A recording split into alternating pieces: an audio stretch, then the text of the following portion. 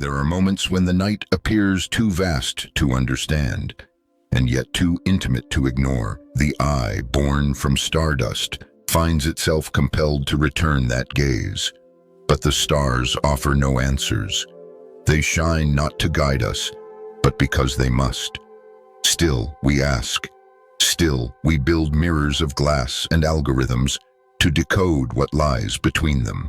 The James Webb Space Telescope did not arrive as a symbol, it arrived as a silence, slowly unfolding in the cold vacuum, petal by petal, mirror by mirror, launched not to replace, but to extend what our sight could become. Not merely a machine, but a question sharpened to a point of light. And light is all it needs.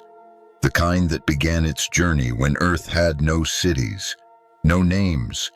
The kind bent by galaxies, stretched by cosmic expansion, softened by time. It is not the present the telescope sees, but a museum of ancient fire. The telescope, orbiting far beyond the moon, bathes in shadow. It carries no flashlight. Its mirrors are polished to reflect the oldest light, the kind no eye has seen.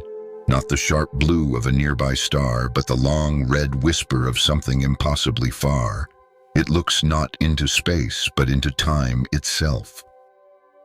As its gold-plated segments aligned, they captured not a single image, but a depth.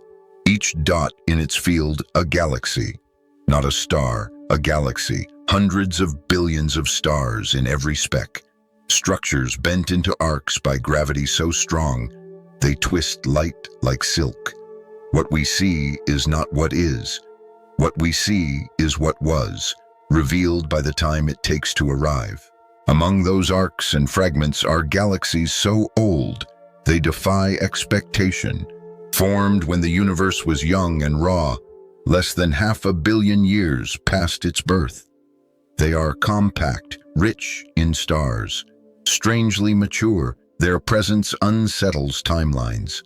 If these galaxies existed so soon after the beginning, then our models must stretch to accommodate them. They are not errors, they are revelations. Yet revelations bring discomfort. The data does not confirm, it provokes. Galaxies shine when they should not yet exist. Their chemistry is too advanced, their structures too settled. We are not disillusioned. We are invited to rethink. Perhaps the formation of galaxies was more urgent than imagined. Perhaps the early universe was not uniform, but wild with possibility. Perhaps our assumptions of symmetry and gradual structure must yield to new models, ones where turbulence, gravity, and dark matter assembled stars faster, brighter, denser than expected. This is not a crisis. It is the work to revise, not resist, to see the image not as disruption, but as instruction. The telescope shows us a universe not that betrayed us, but that moved faster than we anticipated. Its silence is not a refusal, it is a gift of deeper questions. And we, tethered to a small planet under an aging star, now witness the light of things born when the cosmos itself was a child. To see them is not just to see history, it is to meet the boundaries of our understanding and to walk into them willingly. A mirror turned outward also turns inward. As the James Webb Space Telescope reached deeper into the sky, it inadvertently drew us into a closer encounter with ourselves. For all its precision and distance, the most arresting images it returned were not of alien terrain or spectacular collisions, but of light curved, reddened, ancient, light that had crossed epochs to find a home on a golden mirror. Among these signals were arcs of light wrapped around invisible centers. Einstein had predicted it long ago that gravity could lens light, bend it not metaphorically but geometrically. Here it was, visible and undeniable cosmic lenses magnifying the unreachable. Behind them, galaxies swam into view that would otherwise remain hidden. They shimmered like ghosts, brought into existence by the gravity of clusters layered between us. Through these lenses, The telescope captured galaxies whose ages defied our calendars. Their redshifts, markers of distance and time, suggested they had formed mere hundreds of millions of years after the Big Bang. And yet, they bore the signatures of maturity, heavy elements forged in stars, structures suggesting rotation and gravity-bound systems, not chaos but complexity. This prompted a quiet discomfort among cosmologists, not because it challenged the data, but because it whispered that the universe may have grown up faster than our equations had allowed. If galaxies of such mass and richness existed so early, then the seeds of structure must have taken root in even deeper darkness. Perhaps inflation planted them more effectively than we thought, or perhaps something in our modeling of early star formation, of the interaction between gas and gravity, needed reimagining. And so, the telescope became not just an eye, but a teacher. It asked, without words, whether our explanations were too tidy, too linear. It showed us that the cosmos is not obligated to match our expectations. The models exist to interpret the sky, not dictate it. Yet even as the early universe offered its riddles, the nearer cosmos answered with texture. Nebulae bloomed in infrared, revealing layers of gas and dust invisible to previous instruments. Structures once blurred became sharp. Birthplaces of stars glowed with the residue of ignition. We saw not just forms, but processes. These stellar nurseries, once only hints, now unfolded in cascading detail. The pillars of creation no longer hid behind shrouds, they glowed, pierced by the very light they had birthed. Regions of turbulence, where gravity struggled against radiation, painted pictures of the tension from which suns are born. But perhaps most profound were the spectra. Stripped of beauty, they offered the raw fingerprints of atoms. In them, scientists found traces of water vapor, carbon dioxide, and methane, not just in nebulae, but in the atmospheres of exoplanets orbiting distant stars. These were not just points of light. They were places, with weather, with chemistry, with potential. A planet hundreds of light years away, invisible to any eye, suddenly revealed what clung to its skies. The composition of distant worlds, once a fantasy, had become data. And with that, the line between astronomy and biology thinned. The search for life no longer lived only in hopeful signals or surface images. It now had molecular paths to follow. The telescope, in its quiet task, made the improbable intimate. It reminded us that light, no matter how old, still speaks. That distance does not erase detail, and that from our small perch, we are now listening more carefully than ever before. In the realm of the very distant, the very small often holds the most sway. Between galaxies and nebulae lies a scaffolding that light alone cannot reveal, a hidden web shaped by gravity, populated by the invisible, and animated by laws yet unfinished. The telescope does not see this web directly. It traces it through absence, through distortion, through the motions of what should not move the way it does. Every image that reaches its mirror is touched by dark matter. This unseen substance, outweighing the ordinary by 5 to 1, clings to galaxies like a skeleton beneath the flesh of starlight. Without it, those galaxies would not hold together.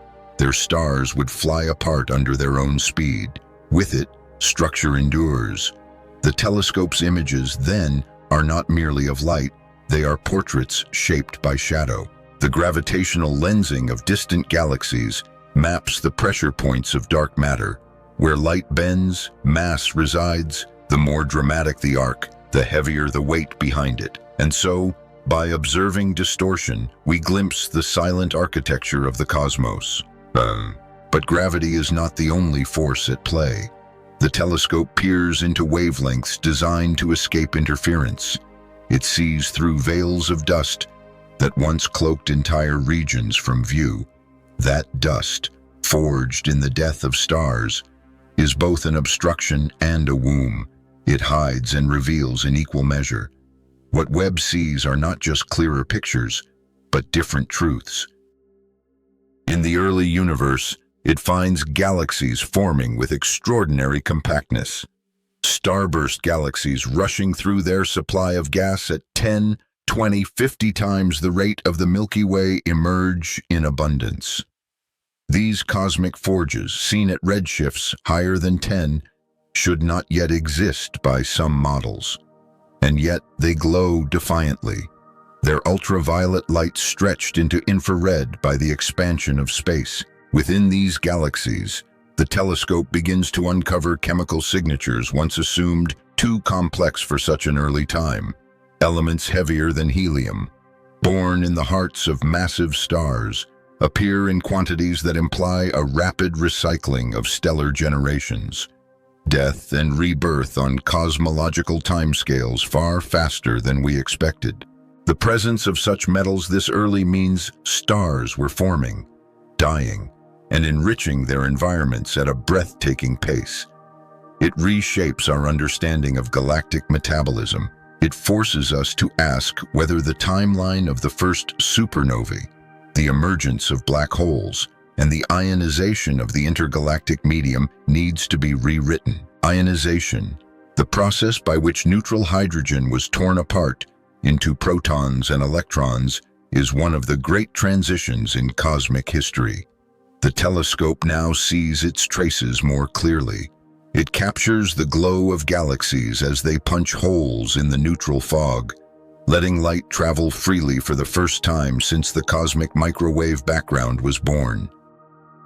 This age, the epoch of ionization, is no longer an abstraction. It is being mapped, layer by layer, galaxy by galaxy. And in doing so, we edge closer to answering the most elusive question: how did the cosmos turn from darkness to complexity? Not with a single light, but with a storm of them. Not with gradualism, but with convulsion. The early universe, once thought to be sleepy, appears instead like a forge, loud, crowded, raw. Its tempo has changed, its rhythm quicker, its story less linear and more emergent. And through it all, the telescope remains a listener, not to sound, but to structure, not to noise, but to nuance. Each photon it catches is a vote for reality over theory, a reminder that the universe is under no obligation to mirror our expectations. Beyond the veil of time and radiation, there are worlds, not imagined, but measured, not mythic, but spectral. The James Webb Space Telescope does not photograph oceans or mountains. It catches atmospheres. It reads starlight that has passed through the breath of alien planets, and in that thin filtering detects what lingers in the air. Water vapor, methane, carbon dioxide, molecules once measured only on Earth now shimmer in the light of stars hundreds of trillions of kilometers away. They drift across gas giants far closer to their suns than Jupiter dares orbit. They settle into skies of planets larger than Earth, but smaller than Neptune. They mark conditions, not proof, but potential. These are exoplanets, once speculative, now cataloged by the thousands. Their orbits dim stars by a fraction, and from those dimmings we measure size, period, distance. Webb adds the missing piece: chemistry, by watching a planet transit its host star and capturing the starlight that skims its atmosphere. The telescope unveils the fingerprints of gases, even at whisper-level concentrations. In one such world, a gas giant orbiting tightly to a dim red sun, Webb detects carbon-bearing molecules with clarity no previous mission could achieve. The spectrum flattens, then curves, revealing a chemical complexity that stirs curiosity. This is not life, but it is not lifelessness either. It is the context from which life might emerge. It turns its eye to TRAPPIST-1, a system of 7 rocky planets, some of them poised in the star's habitable zone. It watches as these Earth-sized worlds eclipse their cool sun. Their signals are faint, fragile, but Webb persists. It catches hints of carbon dioxide in one, perhaps water in another. The atmospheres are thin, the noise high, but the story begins. These are not photographs to frame, they are codes to parse. What Webb gives us is not certainty, but direction. It points to the chemical conditions under which biology might arise. It does not promise discovery. It opens the door through which discovery might walk. But the telescope also reminds us that habitability is not a binary. It is a spectrum. It depends on the dance between starlight and atmosphere, between magnetic fields and geological cycles, between temperature and time. Earth is not the only solution. It is a single fortunate variation among many possibilities. We now understand that life, if it exists elsewhere, may not mirror us. It may not walk or think or build. It may flicker as microbial shadows under ice. It may breathe ammonia, not oxygen. It may never dream, but it may endure. This is the beauty of Webb's revelations. It does not anthropomorphize the cosmos. It humbles us. It removes the presumption of centrality and replaces it with participation. We are not the measure of the universe's creativity. We are one of its outcomes. And so, in each spectrum captured, we see less of ourselves and more of the possible.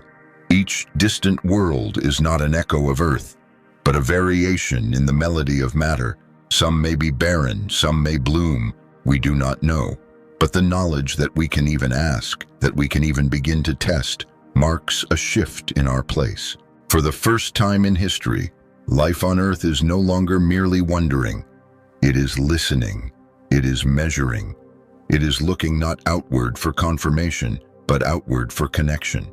The farther we look, the stranger the questions become. In the deep field images of the James Webb Space Telescope, the universe stretches into a canvas of paradox, brilliant with clarity, yet haunted by limits. Not the limits of technology, but the deeper ones, etched into the fabric of existence itself. For all we can see, there are boundaries we cannot cross, and behind them may lie the reason we can see at all. Cosmology has always walked the knife's edge between physics and philosophy. Now, with eyes sharper than ever, it begins to ask whether reality is what it appears to be or whether it has always been a construction, not a fabrication, but a structure so elaborate it deceives even the senses that probe it. Some voices whisper of a simulated universe, not as metaphor but as model. If the cosmos behaves like a computation, if its constants are finely tuned and its information conserved with perfect fidelity, then perhaps we are embedded in something designed by nature, by intelligence, or by something we cannot name. This is not a claim, it is a question. And Webb, though silent on such speculation, adds weight to its possibility. Because in seeing deeper, we find more precision, not more randomness. The early galaxies, once assumed to be chaotic and primitive, reveal order and complexity. The patterns of star formation, of element distribution, of gravitational assembly, they all cohere too well. It is as though the universe was ready for complexity from the beginning. The cosmic microwave background, the afterglow of the Big Bang, is uniform to 1 part in 100,000. The equations that predict its distribution work. They work too well. Inflation theory, dark matter, dark energy, they form a model that explains nearly everything. And yet, none of these components are directly understood. If the universe is a simulation, then perhaps the speed of light is not just a limit, but a boundary condition. Perhaps quantum uncertainty is not a bug, but a feature. Perhaps black holes are firewalls, points where information is compressed, not lost. These are not answers, but provocations. Born not of science fiction, but of mathematics and physics pushed to the edge. Webb cannot confirm or deny any of this, but it fuels the question with every unexpected detail. It confronts us with the raw fact that the universe has rules, and that we are capable of uncovering them. That very capability demands reflection. What kind of reality allows its creations to comprehend its scaffolding?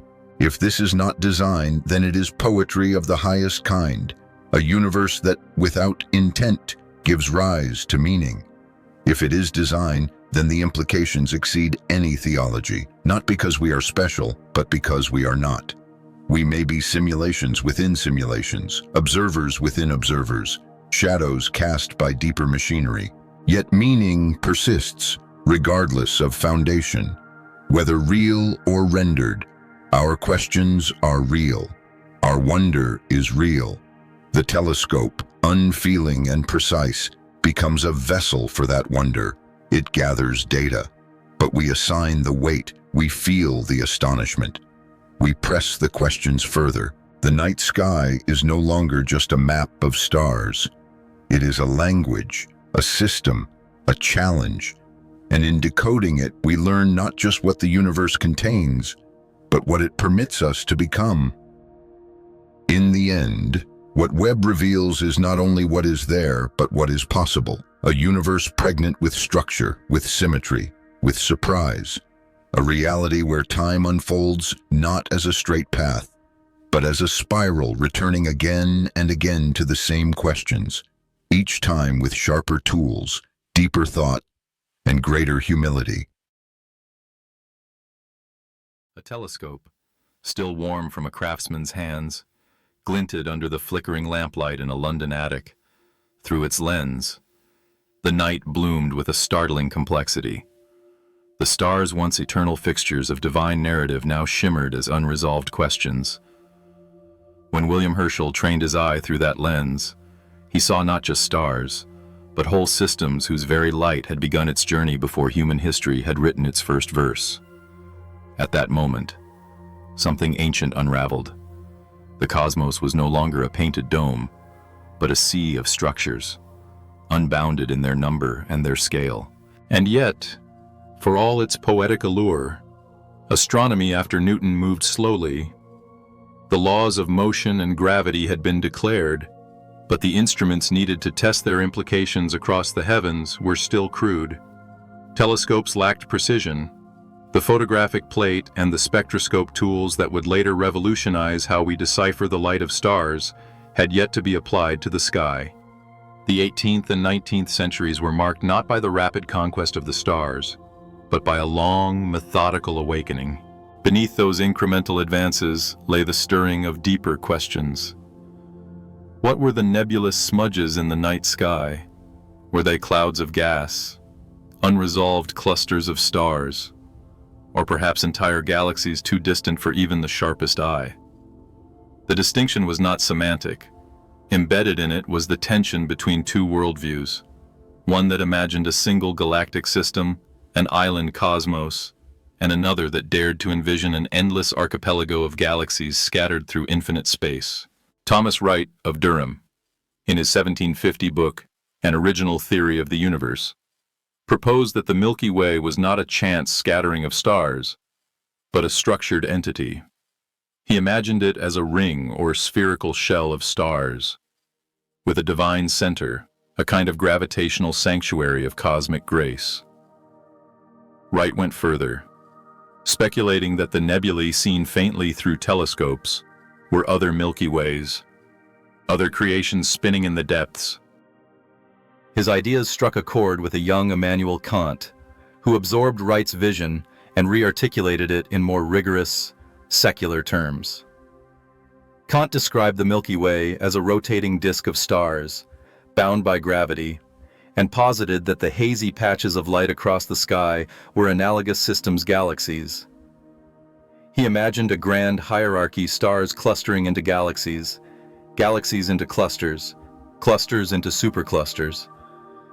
It was an intuition that prefigured our modern understanding of large-scale structure. But to Kant, it was more than structure, it was metaphysics. Infinity, for him, was not merely unending space, but the exhaustion of the imagination itself. As telescopes improved, these early metaphysical musings began to confront empirical resistance. Astronomers like William Herschel turned observation into cataloging. He and his sister Caroline charted thousands of stars and nebulae, peering deeper than anyone before. At first, they assumed that all stars were suns like our own, evenly distributed, and that dimmer stars were simply more distant. These assumptions shaped a model in which the Milky Way was a flattened disk with the sun near its center. But one by one, those assumptions failed. Obscuring clouds of interstellar dust masked vast regions of the galaxy. Star brightness varied immensely, and space was anything but uniformly populated. Herschel's belief that starless regions were holes in the sky, windows into the void, was, in retrospect, an early misunderstanding of cosmic dust. But his intuition that nebulae might be island universes similar to the Milky Way proved prescient. Over time, even Herschel grew skeptical of his initial certainty. Some nebulae, he noticed, looked like glowing fluids rather than star clusters. Others remained obstinately unresolved even under the best telescopes. Still, the dominant view in the 19th century, especially in Victorian cosmology, was conservative. Agnes Clerk, a respected chronicler of astronomy, wrote in 1890 that no competent thinker could suppose a nebula to be a separate star system. The galaxy, our galaxy, was the universe. Beyond it lay darkness, mystery, or perhaps the throne of God. This was the culmination of a one-island vision, steeped in the old Stoic model but now dressed in atomic theory and Newtonian mechanics. And yet, cracks in the Victorian universe had begun to form. Spectroscopy, the science of dissecting light, was making the heavens chemically knowable. William Huggins, aided by his wife Margaret, used this tool to compare starlight with elements tested in laboratories on Earth. When he aimed his spectroscope at a planetary nebula in Draco and saw not a spectrum of stars but emission lines characteristic of glowing gas, the revelation was seismic. The nebula was not a star cluster, it was a cloud of hot gas, confirming Laplace's old hypothesis that solar systems could form from collapsing gas clouds. The light itself had become a messenger. In its colors and lines was written the nature of distant matter, its composition, temperature, and even motion. With the advent of the Doppler effect, astronomers could measure the radial velocity of stars. Those moving toward Earth showed a blue shift in their spectra, those receding, a red shift. Space had begun to move, but light carried another, subtler message. It traveled at a finite speed, 300,000 kilometers per second. This meant that every glance skyward was a glimpse into the past. When Herschel said his telescope reached back 2 million years, he wasn't speaking metaphorically. Light became time, and space became memory. The stars were not as they are, but as they were. In this way, cosmology became not only a science of structure, but a chronicle of ancient light. By the late 19th century, the fusion of physics and astronomy, what would soon be called astrophysics, had reshaped our understanding. Yet one riddle remained unchanged and unresolved. Why is the night sky dark? If the universe were infinite and eternal, filled uniformly with stars, then every line of sight should end in a star, and the sky should blaze with light. This paradox, sometimes called Olber's paradox, haunted cosmology. Victorian scientists explained it by invoking a finite universe, where stars did not extend infinitely, and space eventually ran out. But other possibilities, some more radical, lurked beneath the surface. Hierarchical models returned. Scientists such as Fournier Daub and Carl Charlier revived the notion of fractal universes, structures in which stars clumped into galaxies, galaxies into clusters, and so on. If the density of matter decreased fast enough at larger scales, the night sky could remain dark, even if the universe were infinite.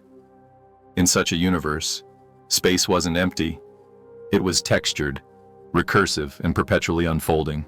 From deserts and oceans, where light pollution does not dilute the sky's message, the Milky Way arches overhead like a silent script to those who once navigated by its light or prayed beneath its glow. The night sky was not a question, it was an answer. But to the minds awakened by physics and philosophy, it became something else entirely, a boundless riddle. The modern cosmos, just beginning to reveal itself by the end of the 19th century, had grown too vast, too intricate to be reduced to allegory. Stars no longer twinkled in a perfect crystalline dome. They orbited black holes, collided, exploded as supernovae, and whispered their stories across billions of years through the slow, persistent drift of photons. The telescope had become a time machine, the spectroscope a chemical translator, and the sky a record of ancient and future truths. But what if this record, in all its grandeur, was only the surface? Beneath the elegance of law and spectrum lay something stranger still, a universe not merely vast, but recursive, not just old, but entangled with our perception of time itself. In the flicker of a candle, light leaps from the flame and travels outward unstoppable, weightless, untouchable. It moves across furniture, reflects from bookshelves, glances off the curve of a teacup, and eventually fades into walls or windows. But in space, it does not fade. It stretches. It remembers, long after its source has changed or died. Light carries a ghost image, a final photograph, frozen in flight, frozen in. For centuries, humanity misunderstood the implications of light's speed. Even as the waves and particles of light were debated, its velocity finite, calculable, and constant remained a footnote rather than a compass. The discovery by Ola Roemer that Jupiter's moons appeared delayed when Earth moved away from them was more than a triumph of measurement. It was a mirror turned on time itself. Once the finite speed of light was accepted, a new, profound realization emerged. To look at the stars was to look back into history. Each twinkle in the night sky was a story from the past, a message delayed by the tyranny of distance. A nearby star might send its greeting from a few years ago. A distant galaxy spoke in million-year-old syllables. The edge of the visible universe offered whispers from near the beginning of time. Space became a layered archive, where depth was synonymous with age. The further out astronomers looked, the younger the universe appeared, not because of evolution, but because of delay. The observable universe, then, was not a structure in space, but a cone in space-time, widening backward, filled with shadows of everything that once was. This changed everything. The Victorian universe, still dominant in public imagination, envisioned the cosmos as a tidy estate, a single galactic mansion set amidst a black, windless sea. It was an elegant model, centralized, comprehensible, divine. But as astrophysics advanced, that mansion began to collapse under its own philosophical scaffolding. Darkness itself became a clue. The absence of light between stars was not just empty space, it was evidence. In an eternal, infinite universe filled with stars, there should be no darkness. Every part of the sky should be saturated with starlight. Yet we have night. This was not merely a poetic paradox, it was a physical one. Solutions emerged. One argued that light from distant stars was absorbed by interstellar dust, but dust, too, would eventually heat up and re-radiate, defeating the argument. Another said that the universe had a finite number of stars, or that it was simply not old enough for their light to have reached us. These solutions leaned on time, not space, as the limiting factor. In essence, the night sky was dark because the universe had a beginning. If light is time's courier, then the cosmos is not a space through which light travels, but a tapestry woven by that journey. Observing a galaxy 10 billion light-years away is not to see it 10 billion kilometers distant, but 10 billion years old. It is to see it not where it is, but where it was. The notion that we are seeing the universe as it truly is collapses under this realization. We are witnesses to a memory, stitched together from radiant fragments. And if light encodes time, what does that say about the thermodynamic arrow, the inexorable drift from order to disorder, from low entropy to high, In the 19th century, thermodynamics emerged as a powerful framework for understanding the physical world. Entropy, once a mathematical abstraction, became a fundamental measure of cosmic direction. The universe is not static. It is a machine that runs down. Stars burn their hydrogen. Galaxies drift apart. Entropy increases, and with each increase, information is lost. Configurations become less reversible, and the clarity of structure gives way to the haze of equilibrium. If time has a direction, it is not just because clocks tick forward, but because entropy dictates an irreversible march toward disorder. This posed a devastating question: is the universe dying? Heat death, the ultimate state in which all usable energy is exhausted, and no work can be performed, emerged as a prediction grounded in thermodynamic law. The stars would fade, the galaxies would dim, and the cosmos would become a thin, cold mist of particles and radiation. Nothing could escape this fate, because physics itself had spoken. Yet even in that bleak prognosis, human thought refused surrender. Hierarchies were imagined nested universes, fractal arrangements of stars and systems, each level containing the seeds of another. Some scientists wondered if our universe was itself the product of a larger system's entropy, the cast-off heat of a higher-order event. In 1952, Walter Baade helped resolve a lingering inconsistency in cosmology. It had appeared that our galaxy was too large compared to others, too grand, too exceptional. By differentiating between two types of stars, population 1, young and metal-rich, and population 2, old and sparse, he corrected distance calculations. The Milky Way was no longer bloated in the cosmic census. It had been mismeasured. The stage was reset. Meanwhile, another kind of light cosmic background radiation was theorized.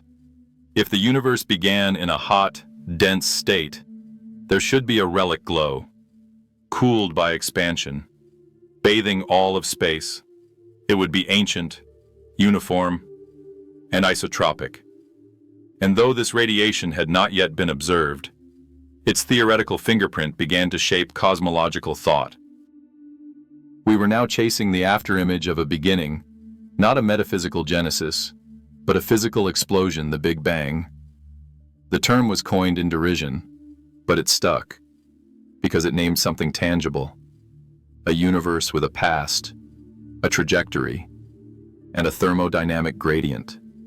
A universe whose history could be measured, not merely imagined. If darkness at night revealed the universe's youth, and spectral shifts revealed its motion, then entropy revealed its direction. These were not just scientific insights, they were revolutions in ontology. The universe was not a container, it was a process. To measure time is to measure change, and to measure cosmic time is to watch change unfold not in seconds or centuries, but in epochs: the cooling of plasma into atoms, the birth of stars from interstellar clouds, the assembly of galaxies from primordial filaments. Each layer of light is a fossil, and the cosmos is a museum lit by photons that have not yet caught up with the present. But perhaps most haunting is this: the present itself is always slipping. The light we see, even from the moon, is old. The sky above is not the sky now. It is the sky then. The observer stands in a now that is never truly synchronous with the observed. Reality is stitched from delay. If this seems like a metaphysical trap, it is. And yet, it is a trap of our own, making a byproduct of insisting that knowledge must mirror simultaneity. The universe does not care for such symmetry.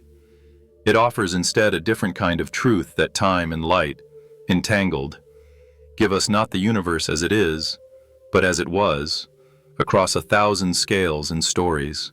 In this way, astronomy became biography of stars, of systems, of space itself. Each photon that reaches Earth is a fragment of a narrative written in distance and decay. It is a messenger from a version of the universe that no longer exists. And what, then, of us? We stand in the middle of this great glowing cone of delayed light, We are the last recipients of stories written billions of years ago, and with our own telescopes, equations, and minds, we write new stories, extrapolations, hypotheses, maps of meaning drawn not from presence but from echo. The universe does not whisper its secrets. It shouts them across the abyss, in wavelengths and spectra, in curvature and cold. But to hear it, one must listen not to the sound, but to the silence between, where time waits in the stillness of old light. A falling apple did more than draw Newton's gaze. It inaugurated a vision of the universe as clockwork, a world where force reigned, vectors directed, and mass obeyed. Gravity, for Newton, was an invisible tug, instantaneous and universal. Every object pulled on every other object, not through ropes or levers, but across the nothingness of space. And yet, that space, absolute, immutable, and eternal, was an assumption. Time, too, was treated as a fixed backdrop, ticking uniformly for all observers. This scaffolding served well for 2 centuries. It let planets be predicted, comets be tracked, and tides be tamed. But it failed to ask a more haunting question: what if the scaffolding itself was dynamic? In the early 20th century, Albert Einstein took this question seriously. He didn't just ask what space and time contained, he asked what they were. And what he discovered shattered the illusion of a passive cosmos. In 1915, Einstein presented the general theory of relativity. At its heart was a radical claim: gravity is not a force, it is geometry. Mass and energy, he said, warp space-time. And space-time tells mass how to move. The apple falls not because the Earth pulls it, but because it follows the straightest path through a curved 4-dimensional reality. This path, a geodesic, is not imposed by force, but by shape. To accept this is to abandon intuition. It is to imagine Earth orbiting the sun, not as a rock pulled by tether, but as a marble spiraling along a curved sheet. And this curvature, gentle at planetary scales, becomes extreme near neutron stars, black holes, and the core of collapsing galaxies. Light, too, obeys this curvature. It bends around massive objects, its path deflected by the invisible wells of geometry. This prediction, gravitational lensing, was confirmed during a solar eclipse in 1919, when starlight grazing the sun was seen to shift, its apparent position displaced by the sun's invisible grip on space-time. The universe had become elastic. Space was not a void, but a participant. Time was not universal, but local. Events no longer unfolded simultaneously for all observers. Simultaneity had fractured. This shattered the absolute time of Newton and replaced it with relational time. Clocks on satellites tick differently than those on Earth. Signals from pulsars arrive warped by the gravitational wells they pass through. Even aging becomes relative faster in weaker gravity, slower near massive bodies. These are not metaphors. They are engineering constraints in our GPS systems and scientific lifelines in black hole research. If general relativity reshaped how we understood gravity, it also redefined cosmology. Instead of static, the universe became dynamic. Space could stretch, time could accelerate. Entire volumes of the cosmos could evolve, not in isolation, but as part of a single, mutable continuum. This conceptual leap revived a long-dormant question: had the universe always existed?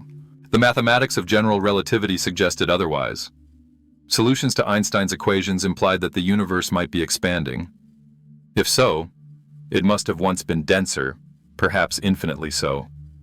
A beginning loomed, not a mythic origin, but a boundary condition in space-time, a singularity where density, temperature, and curvature reached unimaginable extremes.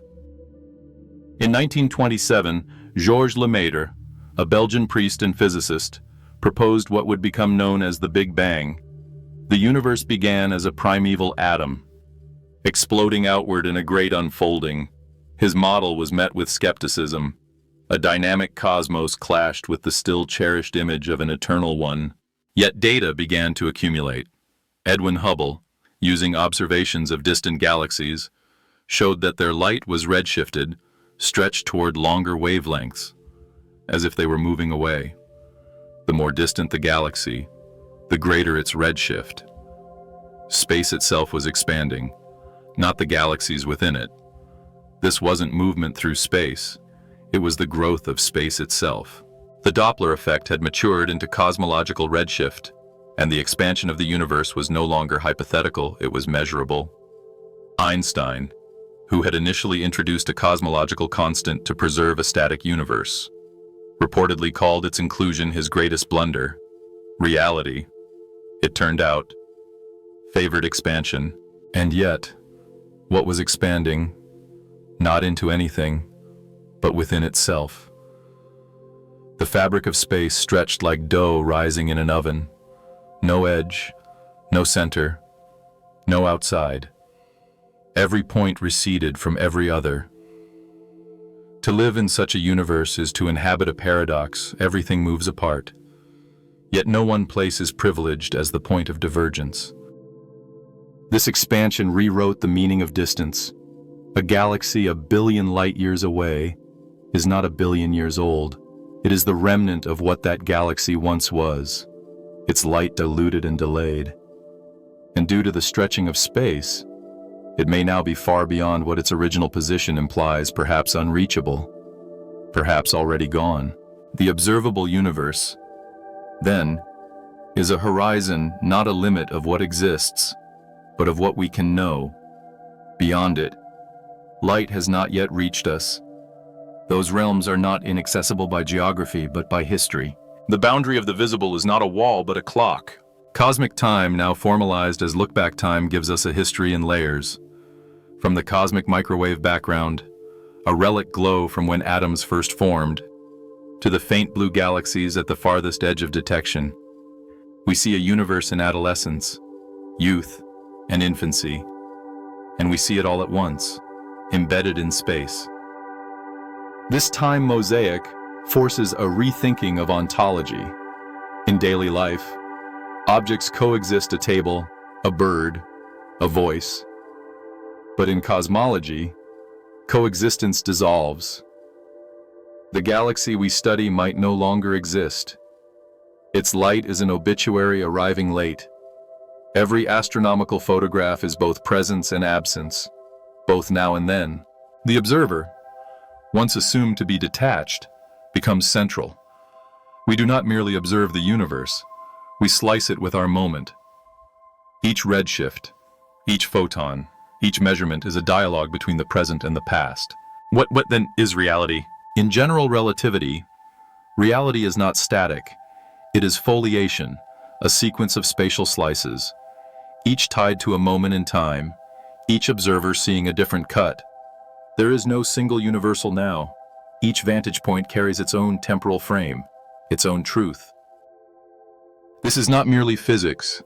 It is philosophy reborn in empirical form. The ancient arguments of Zeno, Plato, and Kant about motion, perception, and causality are no longer abstract. They are measurable in the drift of satellite clocks and the arc of starlight around gravity wells. Einstein's equations, intricate and symmetrical, do not only describe stars and planets, they describe the architecture of causality. What can influence what? What can escape? What remains forever hidden behind horizons? Nowhere is this clearer than in the concept of a black hole. When a massive star collapses, its escape velocity exceeds the speed of light. Nothing, not even photons, can flee. From outside, the star seems to freeze at its event horizon. But inside, space-time continues. The center becomes a singularity, where curvature becomes infinite and our laws of physics unravel. To enter a black hole is to cross a threshold not of space, but of determinism. The known becomes unknowable. The fabric of reality folds inward, and time becomes space, and space becomes time. The metaphors fail because the geometry does not obey human intuition. But the equations persist. And so, we find ourselves at a precipice. The universe is not a static theater in which events unfold. It is the unfolding. Its shape determines its story. And its story, rich in curvature and consequence, invites not just understanding but awe. Yet awe, too, must evolve. No longer the awe of immensity alone, but of structure.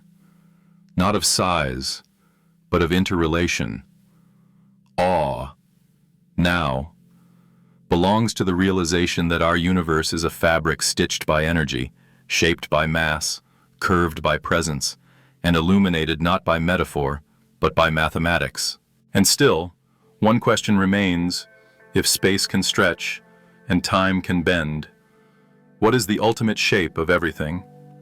Not in volume or contour, but in causality, in logic, in the possibility of knowing. The next chapter, then, must unfold not just outward, but inward, toward the human mind that maps such things, and the principles that shape its vision of the cosmos. Imagine a speck smaller than a proton, hotter than the core of any star, denser than all matter in the observable universe combined. Now imagine that speck not suspended in space, but being space itself, not in time, but being the origin of time. This is no allegory. It is the leading hypothesis for how our universe began. According to the Big Bang model, the early universe was not a place inside which things happened. It was the happening, a turbulent eruption from a singular point where the known laws of physics, derived from general relativity and quantum mechanics, ceased to cohere. Yet this beginning is not the explosion of classical imagination of debris flung outward into emptiness. There was no outside. What expanded was the metric of space itself. Every inch, every atom, every particle of vacuum raced away from every other in a moment of unfathomable inflation. Inflationary cosmology, proposed in the early 1980s by Alan Guth and others, addressed persistent mysteries in the standard Big Bang model. Why is the universe so smooth on large scales, despite being causally disconnected in early epochs? Why is it so flat, neither curling in upon itself nor expanding chaotically? Why do we not observe magnetic monopoles, hypothetical relics predicted by high-energy physics? Inflation answered these with one sweeping gesture, a phase of exponential expansion in the first tiny fraction of a second. Driven by a field called the inflaton, space grew by a factor greater than 1060 in less than 10 to 35 seconds. Quantum fluctuations during this inflationary burst were stretched across cosmic distances, seeding the structure we now observe as galaxies, clusters, and voids. These fluctuations left imprints on the oldest light in the universe, the cosmic microwave background, a faint bath of radiation released when the universe cooled enough for atoms to form and photons to travel freely. First detected in 1965, the CMB became our Rosetta Stone for early cosmology. Its slight temperature variations encode the universe's initial conditions, now mapped with stunning precision by satellites like COBE, WMAP, and Planck. And here, in the afterglow of creation, quantum mechanics whispers across cosmological scales. The uncertainty principle so familiar in particle physics finds its cosmic avatar. Minute energy jitters in the quantum vacuum, once confined to the subatomic world, were amplified by inflation into the architecture of the universe. Galaxies are, in essence, quantum shadows magnified by gravity. But with inflation came a deeper riddle. The inflaton field, like other quantum fields, does not behave identically everywhere. It undergoes fluctuations. In some regions, it decays and reheats space into particles and radiation. In others, it continues to inflate. This leads to eternal inflation, a process in which inflation ends in pockets bubble universes while continuing elsewhere. Each bubble becomes a universe with its own laws, constants, and particles. Thus emerged the concept of the multiverse. Our universe may be one island in an infinite archipelago, not metaphorically, but mathematically. A single field's stochastic decay can yield an ensemble of outcomes, each causally disconnected from the next. Some may be sterile, others, like ours, may birth stars, chemistry, and observers. The anthropic principle, once a fringe idea, is now discussed as a selection effect. We observe this universe because it permits observation, Yet many recoil from this vision. It smacks of resignation. It risks replacing explanation with happenstance. If everything exists somewhere, do laws mean anything at all? These are not idle questions. They pierce the boundary between physics and philosophy. The multiverse is not directly observable, at least. Not yet. It cannot be tested in the way traditional theories can. And so, it straddles the uneasy zone between science and metaphysical speculation. But the implications are staggering. The constants of nature, the strength of gravity, the mass of the electron, the cosmological constant may not be fundamental, but environmental. They may vary across the multiverse like humidity varies across Earth. And we, delicate arrangements of carbon and time, may be tuned not by design but by necessity. If gravity were stronger, stars would collapse too quickly. If electromagnetism differed slightly, chemistry would fail. If the vacuum energy were higher, galaxies would never have formed. We teeter on a knife edge, balanced by parameters that, in the multiverse view, are neither rare nor chosen just local. Still, we ask, does a theory that predicts everything explain anything? Quantum cosmology wrestles with this. It seeks a framework in which the universe itself is described by a wave function, a superposition of possible geometries, matter distributions, and histories. In the Hartle-Hawking no-boundary proposal, the universe has no edge in time, just as Earth has no edge in latitude. It begins not with a singularity, but a smooth emergence from a quantum fuzz. In such models, the laws of quantum mechanics apply not just within the universe, but to the universe. This reframes the observer. No longer a passive recipient of cosmic signals, the observer becomes entangled with the cosmos, its history, probabilities, and realities. Measurement collapses wave functions. But when the entire universe is the system, what does it mean to measure who, if anyone, is outside? The Copenhagen interpretation fails here. Everett's many worlds interpretation, where each quantum outcome branches into a parallel reality, resonates more closely.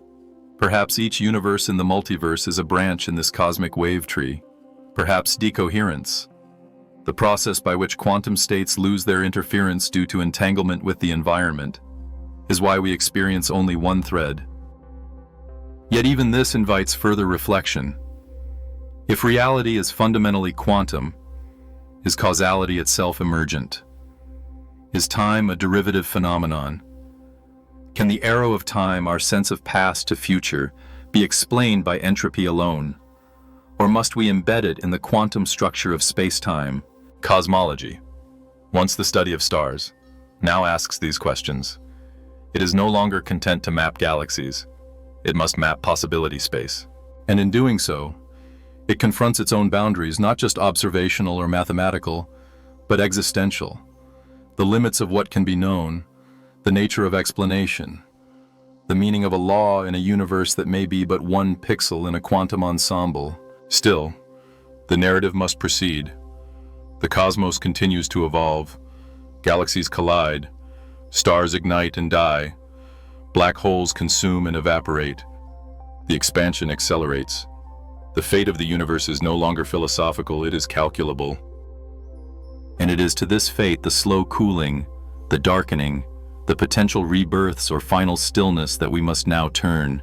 In the distant future, tens of billions of years from now, the night sky will grow darker, not from clouds or cosmic dust, but from the expanding silence of the universe itself. Galaxies that now dazzle the sky will vanish beyond the cosmic horizon, their light stretched into oblivion by the accelerating expansion of space. This is not speculative fancy. It is the cold trajectory traced by current measurements.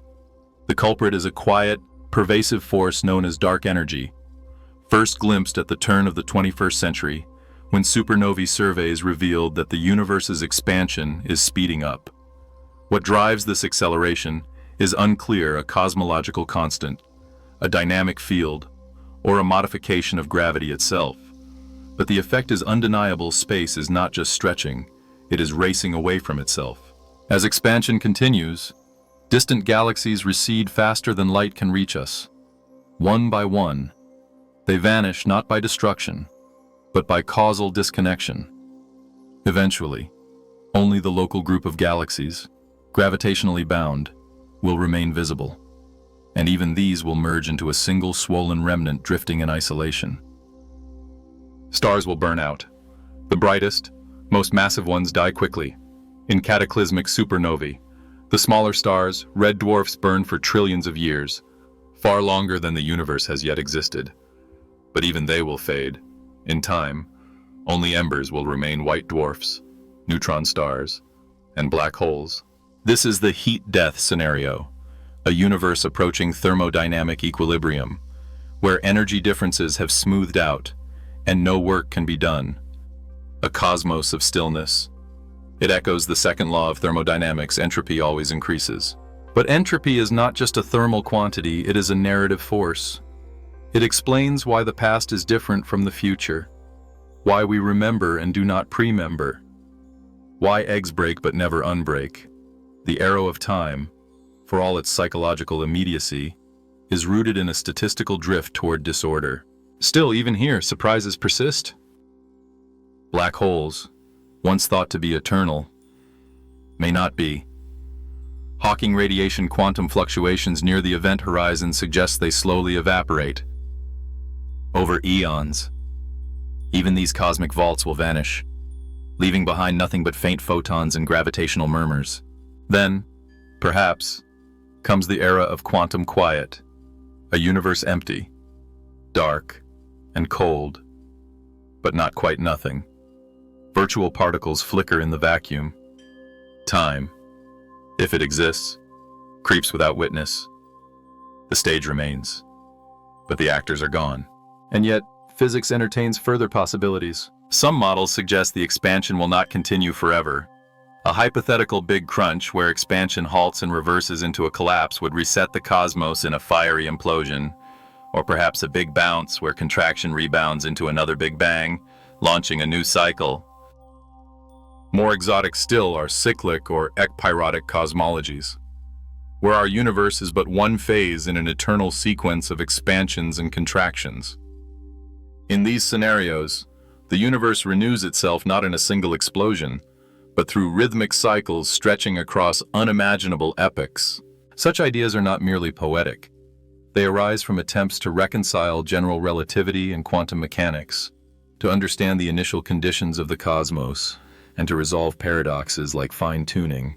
Time, in these models, is both real and illusory. On one hand, it orders events. On the other, it may be emergent, a product of entanglement, complexity, or our own embedded cognition. Julian Barber argues for a timeless universe, a configuration space of all possible nows, with motion and change as illusions. Lee Smolin counters with a relational time real, evolving, and fundamental. Even space may be emergent from networks of information, spin foams, or quantum entanglement. In this view, space-time is not a container, but a consequence. The universe is not embedded in space, it is space, shaped by its own interactions. And what of life? Some speculate that advanced civilizations might manipulate entropy, extract energy from black hole evaporation, or engineer baby universes via quantum tunneling. These ideas, while remote, raise profound questions. Is the universe hospitable to intelligence merely by accident, or does intelligence play a role in shaping cosmological fate? The participatory anthropic principle, advocated by John Wheeler, posits that observers are not passive recorders of reality, but active participants. That the universe, in some sense, comes into being through observation. In quantum mechanics, observation collapses the wave function. In cosmology, it may do more. But such views border on metaphysics. What remains is a cosmos that, despite its scale, is graspable. A universe that obeys laws, reveals patterns, and yields to human inquiry. And what of our place in it? We are recent arrivals life forms on a small planet orbiting an ordinary star in an unremarkable galaxy. Yet through reason and observation, we have charted billions of light years, reconstructed billions of years, and begun to model the totality of space-time. From Newton's clockwork to Einstein's curvature, from quantum foam to cosmic acceleration, we have pursued coherence amid chaos. Not all answers are in, and perhaps they never will be, but in questioning, we forge meaning. The boundary of knowledge is not a wall, but a horizon expanding as we move. Each answer begets deeper questions. What set the initial conditions? Why these laws and not others? What is the relationship between consciousness and cosmology? Such questions do not weaken science. They empower it. They transform cosmology from map-making into meaning-making. For the universe is not only vast in size, it is vast in implication. And so, we end not with finality, but with orientation. Not with a closed book, but a compass bearing. We know that light travels for billions of years, that stars are born, die, and seed the cosmos, that galaxies form patterns like filigree across space-time, that the universe had a beginning at least in our coordinates and may have an end, that time is not just a measure but a mystery. We know we are part of it, a transient mode of awareness in a long unfolding, and that, perhaps, is the most profound realization that the universe can know itself through us.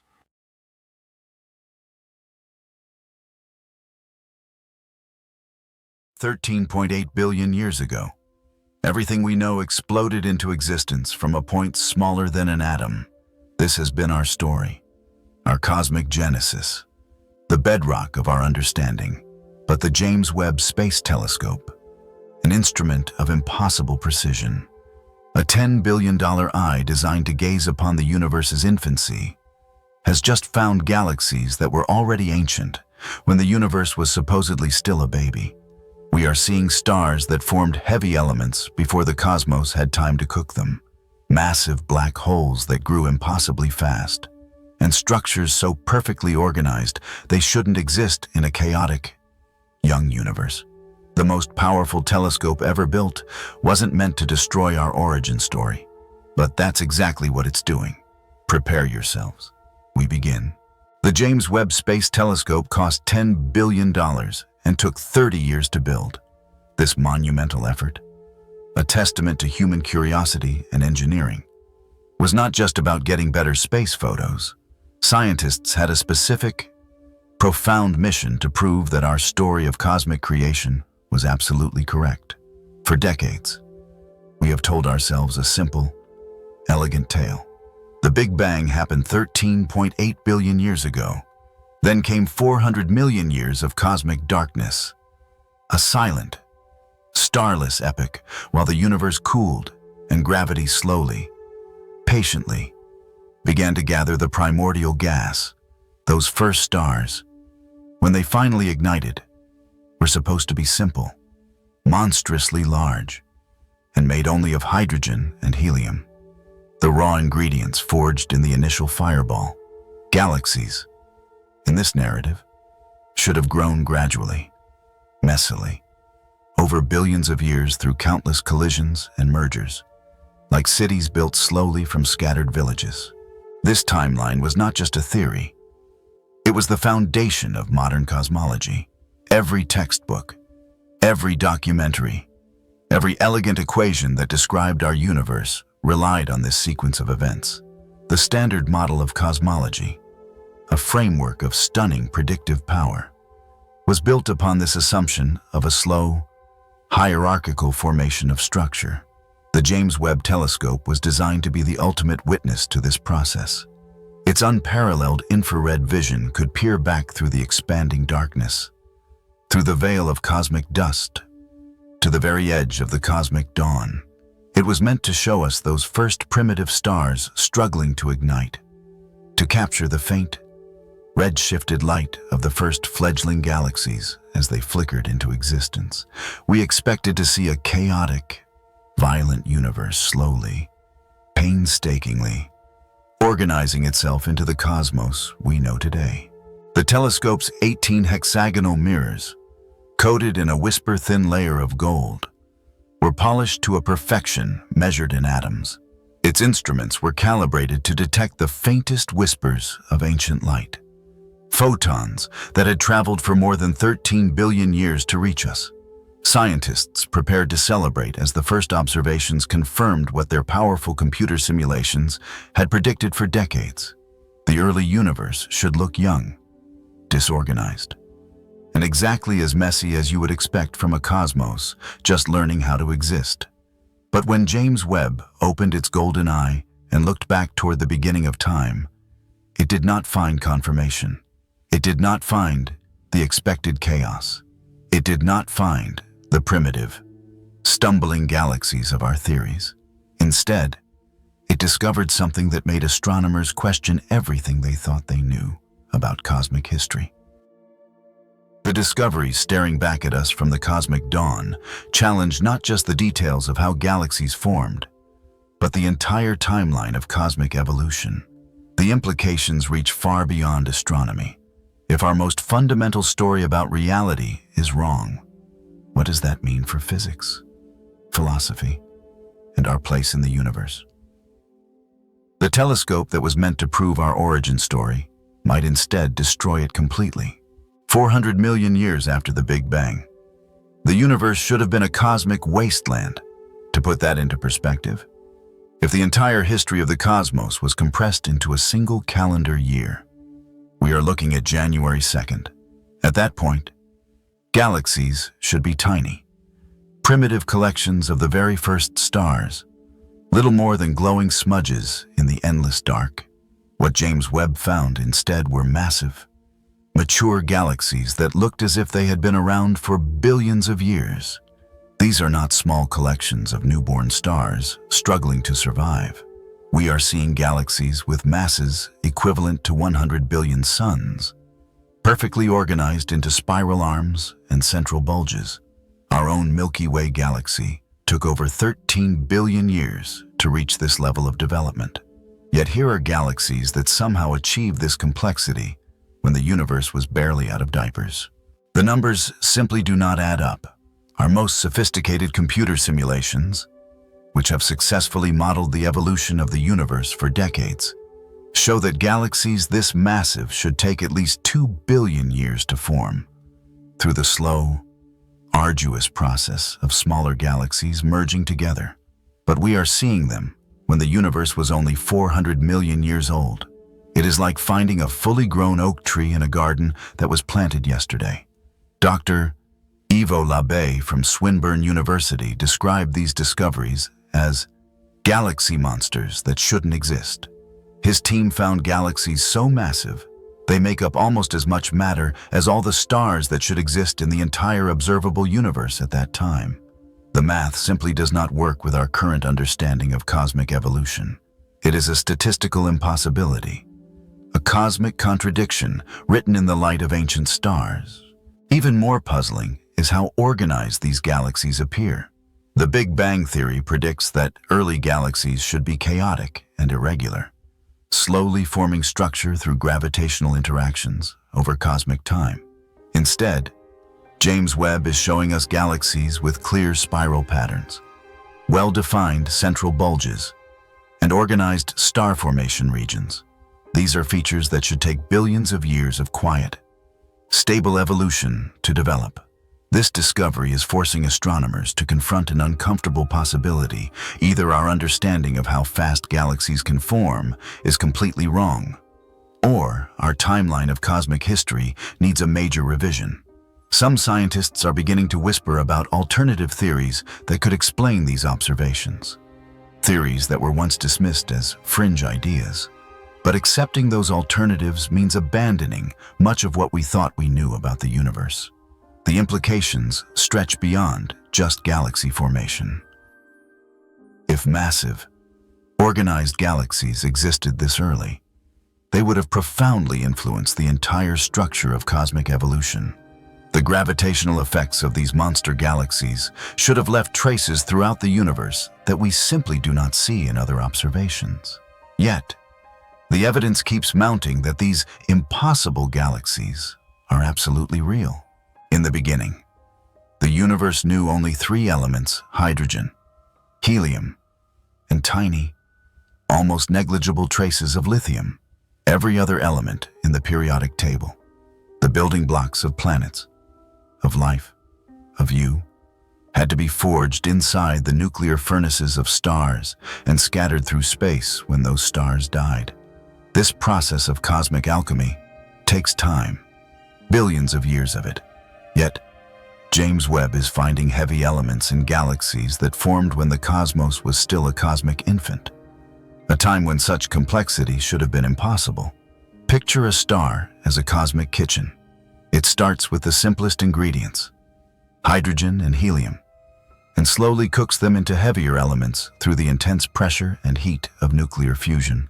Carbon, oxygen, silicon, iron, all these elements require multiple generations of stars to create and distribute. The very first stars, the primordial giants, had to live their entire, brilliant, violent lives, explode as supernovae, and seed the surrounding space with these newly forged heavy elements. Only then could the next generation of stars form, incorporating those elements into their own structure and into the planets that would orbit them. This stellar cooking process is like a cosmic assembly line that cannot be rushed. The most massive stars burn through their fuel quickly and explode within a few million years. But even this fastest of cosmic assembly lines needs hundreds of millions of years to produce significant amounts of heavy elements. The universe at 400 million years old simply had not had enough time for this process to work. Yet, spectroscopic analysis of these early galaxies, a technique that breaks light down into its constituent colors to reveal its chemical composition, shows clear signatures of oxygen, carbon, and even heavier elements like silicon and magnesium. The concentrations are not trace amounts that might be explained by a few unusually fast-burning stars. We are seeing metal abundances that suggest multiple generations of star formation and death had already occurred. A level of chemical enrichment that rivals much younger, more evolved systems. Dr. Emma Curtis Lake, who led some of these early spectroscopic observations, described finding galaxies with metallicities that were simply staggering. The spectral lines, the dark bands in the rainbow of starlight that correspond to specific elements, do not lie. These galaxies contain elements that should not exist in such quantities for billions more years of cosmic evolution. This discovery creates a cascade of problems for our cosmic timeline. If heavy elements existed this early, then planet formation could have begun much sooner than predicted. Rocky planets like Earth, which require these heavier elements to form, could have been a common feature of the very early universe. The implications for when and where life might have first appeared in the universe become staggering. Suddenly, the timeline for biology is pushed back billions of years into an era we once thought was barren and inhospitable.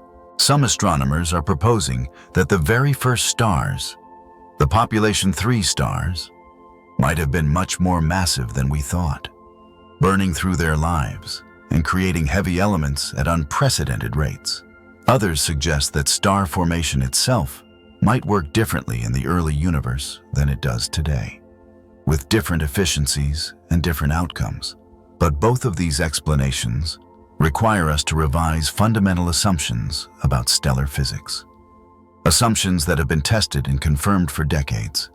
The elements James Webb found should not exist yet, but they are there, written in the light of ancient galaxies, challenging everything we thought we knew about cosmic chemistry. What we discovered next makes the heavy element problem look simple by comparison. Imagine trying to build a skyscraper during an earthquake while blindfolded. That is what galaxy formation should have looked like in the early universe. The cosmos was violent, chaotic, and filled with dark matter and gas crashing together in random collisions. Galaxies should have grown slowly and messily through countless mergers over billions of years. What James Webb found instead were galaxies that looked as if they had been designed by a cosmic architect. The Hubble Space Telescope had already shown us that distant galaxies appear more irregular and chaotic than nearby ones. This made perfect sense. We were looking back in time to see galaxies in their awkward teenage years, still growing and organizing themselves. James Webb was supposed to push even further back, to see cosmic toddlers stumbling around in the dark. Instead, we found galaxies with clear spiral arms, organized central bulges, and structured star formation patterns. These features require delicate gravitational balance and billions of years of quiet, stable evolution to develop. In our own cosmic neighborhood, only the most mature, undisturbed galaxies display such perfect organization. Yet here they were, in the cosmic dawn, looking impossibly sophisticated. Dr. Stephen Finkelstein from the University of Texas described these discoveries as finding adult galaxies in a cosmic nursery. The level of organization defies everything we know about hierarchical structure formation, the theory that predicts small objects merge to form larger ones over cosmic time. These galaxies appear to have skipped their messy childhood entirely, emerging fully formed from the chaos of the early universe. The smooth, thin disk structures are particularly puzzling. In today's universe, galaxy disks form through a complex process where gas slowly settles into stable, rotating patterns over hundreds of millions of years.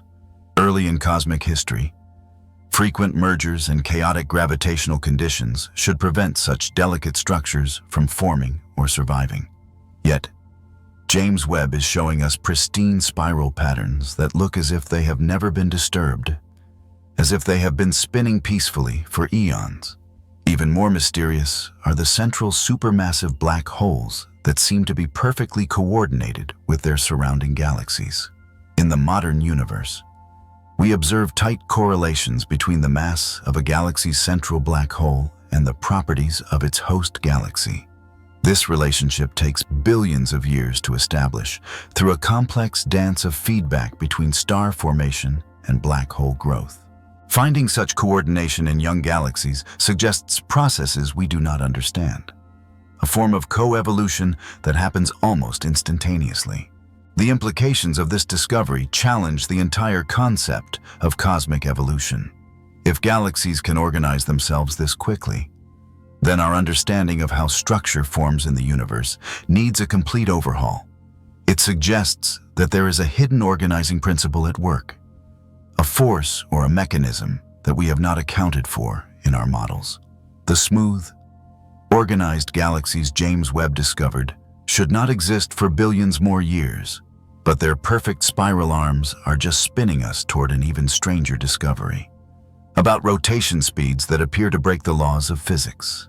Galaxies rotate like cosmic hurricanes, vast, swirling systems of stars, gas, and dust held together by the gravitational embrace of dark matter halos that surround them like invisible cocoons.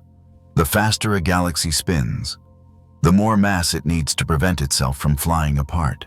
This fundamental relationship between rotation speed and mass is one of the most reliable and well-tested rules in astronomy. But James Webb found ancient galaxies spinning so fast they should have torn themselves to pieces billions of years ago. When astronomers measure how fast stars move in the disks of distant galaxies, they can calculate exactly how much total mass the galaxy contains. It is a simple application of physics, like watching cars on a circular racetrack. The faster they go without flying off the track, the steeper the banking of the road must be. In galaxies, that banking is provided by gravitational mass, mostly in the form of dark matter. The problem is that these early galaxies are rotating at speeds that require dark matter halos much more massive than anything our computer simulations of structure formation can produce. Some of these ancient galaxies are spinning at 300 kilometers per second, when they should be limited to perhaps 150. That is like finding a motorcycle taking a tight turn at twice the speed that should send it skidding into the wall. Dr. Claude-André Fauché-Giguère from Northwestern University has been studying these rotation curves and describes them as impossible under current models of galaxy formation. The dark matter halos required to stabilize such rapid rotation would be so massive that they should dominate the entire region of space around them. Yet, we do not see evidence for such monster halos in the structure of the cosmic web. Even stranger is how quickly these rapid rotation patterns must have established themselves. In today's universe, galaxy disks build up their rotation gradually as gas settles into stable orbits over hundreds of millions of years. But these ancient galaxies appear to have reached their maximum spin almost immediately after forming. It is like finding a figure skater already in a perfect, high-speed pirouette the moment they step onto the ice. The physics becomes even more problematic when you consider the conservation of angular momentum. As galaxies form from collapsing clouds of gas, they should spin up gradually as they shrink, just like a figure skater pulling in their arms. But the rotation speeds James Webb measured suggest these galaxies started with far more angular momentum than the cosmic web should have been able to provide. The initial conditions of the universe simply did not contain enough rotational energy to explain these observations. Some theorists are proposing exotic solutions, involving modified theories of gravity or alternative dark matter models that could provide the extra gravitational pull needed. Others suggest that early galaxy formation might involve processes we have never considered, like the transfer of angular momentum through cosmic magnetic fields. But every explanation requires abandoning well-tested physics or accepting that the early universe operated under a completely different set of rules. These impossibly fast-spinning galaxies are rotating us toward an even more disturbing discovery about collisions that happened before galaxies should have even had time to meet. Galaxy mergers are cosmic train wrecks that unfold over hundreds of millions of years. When two galaxies collide, their gravitational dance creates tidal tails, stellar streams, and distorted structures that astronomers can recognize like forensic evidence at a crime scene. James Webb found this evidence in galaxies that formed when the universe was so young that such collisions should not have been possible yet. The timeline problem here is severe. According to our models, the first galaxies were tiny, isolated islands of stars scattered across vast distances of empty space.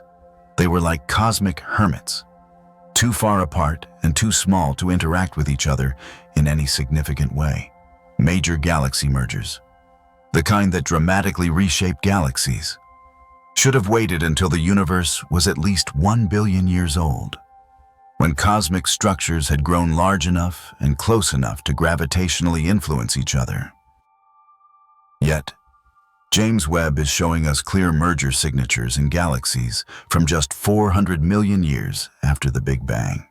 We are seeing tidal streams of stars being pulled away from galactic cores, double nuclei that indicate recent collisions, and asymmetric, distorted structures that can only result from gravitational encounters between massive objects.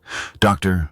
Jehan Kartaltepe from the Rochester Institute of Technology has been analyzing these early merger signatures and describes them as finding car crashes in a world where cars have not been invented yet.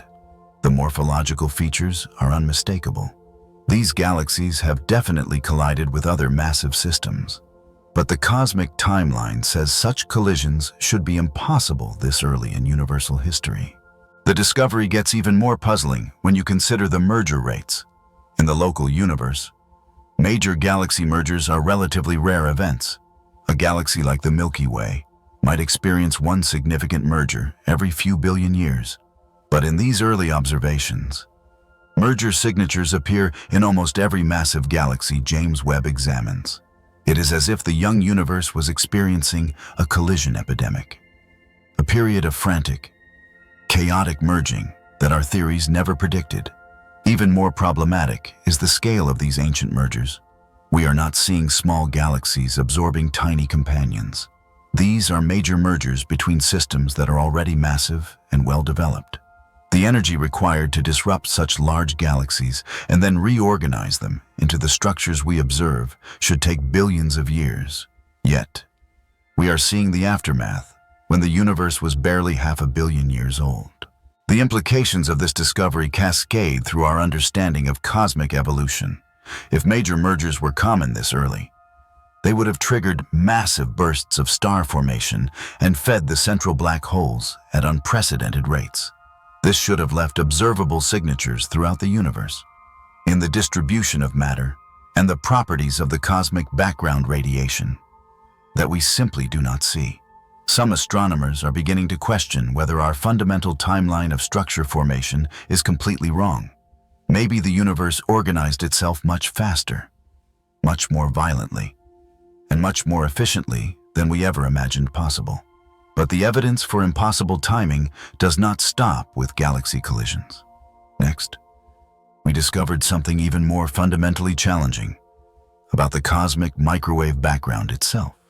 The cosmic microwave background, or CMB, is the universe's baby picture. It is a snapshot of what the cosmos looked like just 380,000 years after the Big Bang. A faint, ancient light that carries the imprint of the tiny density fluctuations that would eventually grow into galaxies, stars, and everything we see today. But James Webb's observations suggest that this baby picture might be telling us the wrong story about how the universe actually developed. The CMB shows us a universe that was remarkably smooth and uniform in its early days.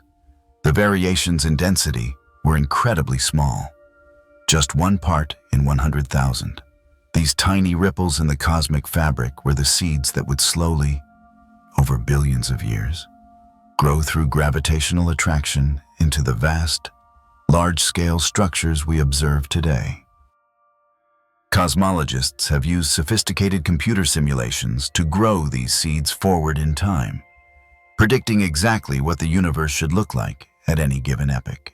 These models are incredibly detailed, tracking how dark matter clumps together, how gas flows between galaxies, and how stars form within those galaxies. These simulations confidently predict that at the time James Webb is observing, galaxies should be small, irregular, and relatively rare. But that is not what we are seeing. The massive, organized galaxies that James Webb discovered require initial density fluctuations that were much larger than what the cosmic microwave background recorded. It is like finding full-grown trees in a field where the soil analysis says only grass seeds were planted. The numbers do not match. Dr. Rajendra Gupta from the University of Ottawa has been comparing James Webb observations with CMB predictions and describes the mismatch as fundamentally problematic. The early universe appears to have had far more structure-forming power than the baby picture suggests was possible. The discrepancy is not subtle. Some of the galaxies James Webb found are so massive that they require regions of space that were overdense by factors that the CMB says should not exist. The statistical probability of such massive galaxies forming from the observed initial conditions is essentially zero. We should not be seeing them, and yet we are. This creates a paradox that strikes at the heart of modern cosmology. Either our interpretation of the cosmic microwave background is wrong, or our understanding of how cosmic structures grow from initial fluctuations needs a complete revision. Both possibilities would require abandoning fundamental assumptions that have guided cosmology for half a century.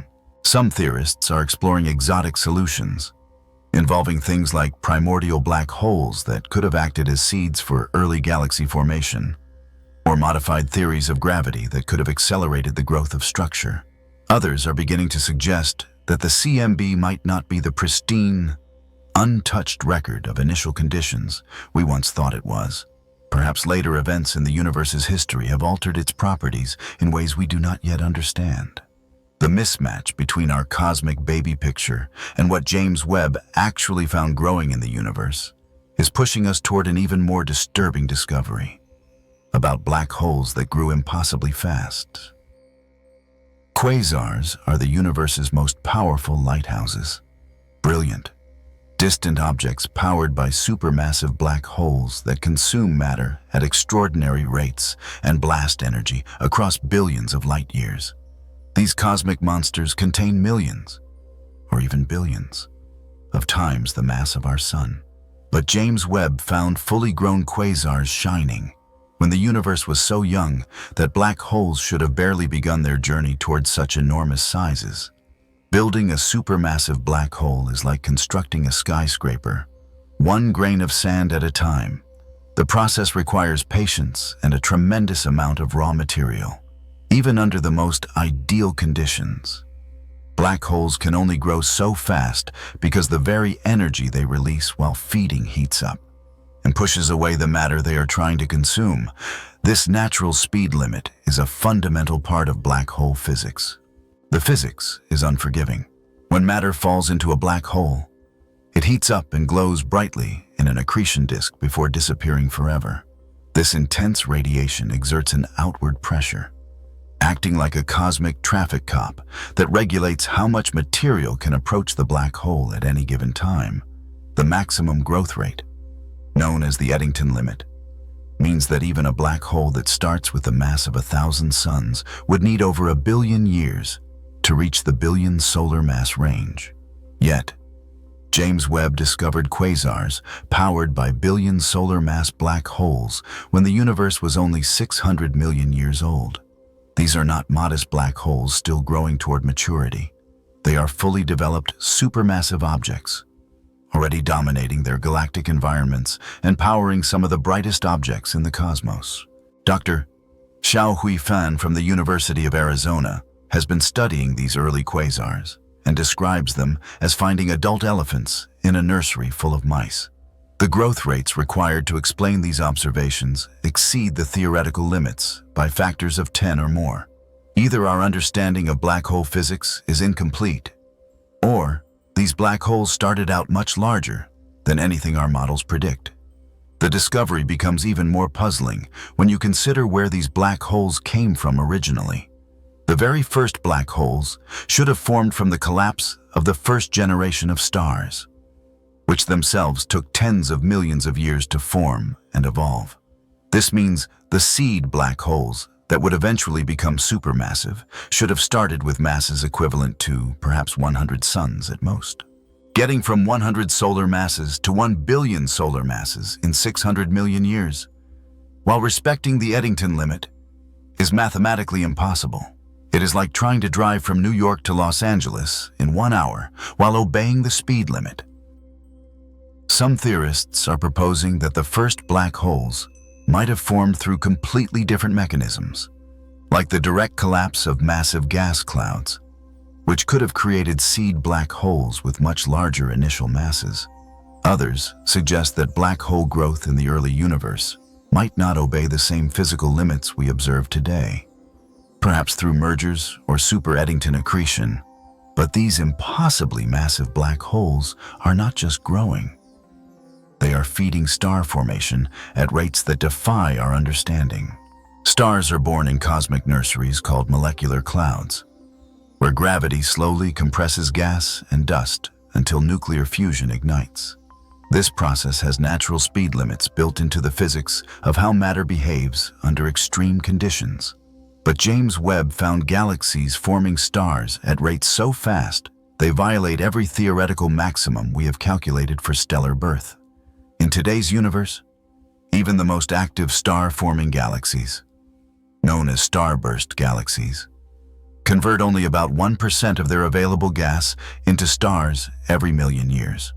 This efficiency limit exists because star formation is a messy, wasteful process. When massive stars form, they blow powerful stellar winds and eventually explode as supernovae, heating up and dispersing the surrounding gas. This stellar feedback acts like a cosmic thermostat, regulating how quickly new stars can form. The most extreme star-forming galaxies we observe today create about 1,000 new stars per year. This rate is already considered extraordinary and unsustainable.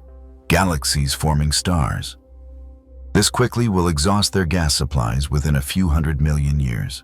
Yet, James Webb discovered early galaxies with star formation rates exceeding 10,000 stars per year, sustained over periods that should have been impossible. Dr. Pascal Wesch from the University of Geneva has been analyzing these stellar birth rates and describes them as finding cosmic factories running at 10 times their maximum rated capacity. The energy output from such intense star formation should heat up and expel all the remaining gas, shutting down further stellar birth almost immediately. Yet, these galaxies appear to maintain these extreme star formation rates for hundreds of millions of years. The physics becomes even more problematic when you consider the raw materials required. Forming 10,000 stars per year requires consuming gas at rates that would exhaust even the largest known reservoirs within a cosmic blink of an eye. These galaxies would need a constant resupply of fresh material from their surroundings. But the early universe was much less dense than today, making such massive gas flows unlikely. Even more puzzling is how these galaxies managed to retain their star-forming gas in the first place. The intense radiation from such rapid star formation should create powerful galactic winds that blow gas out of the galaxy entirely. We observe this process in local starbursts, where stellar feedback eventually quenches star formation. But these early galaxies seem to be immune to their own stellar violence, continuing to form stars at a furious pace. The discovery suggests that star formation in the early universe operated under a completely different set of rules than what we observe today.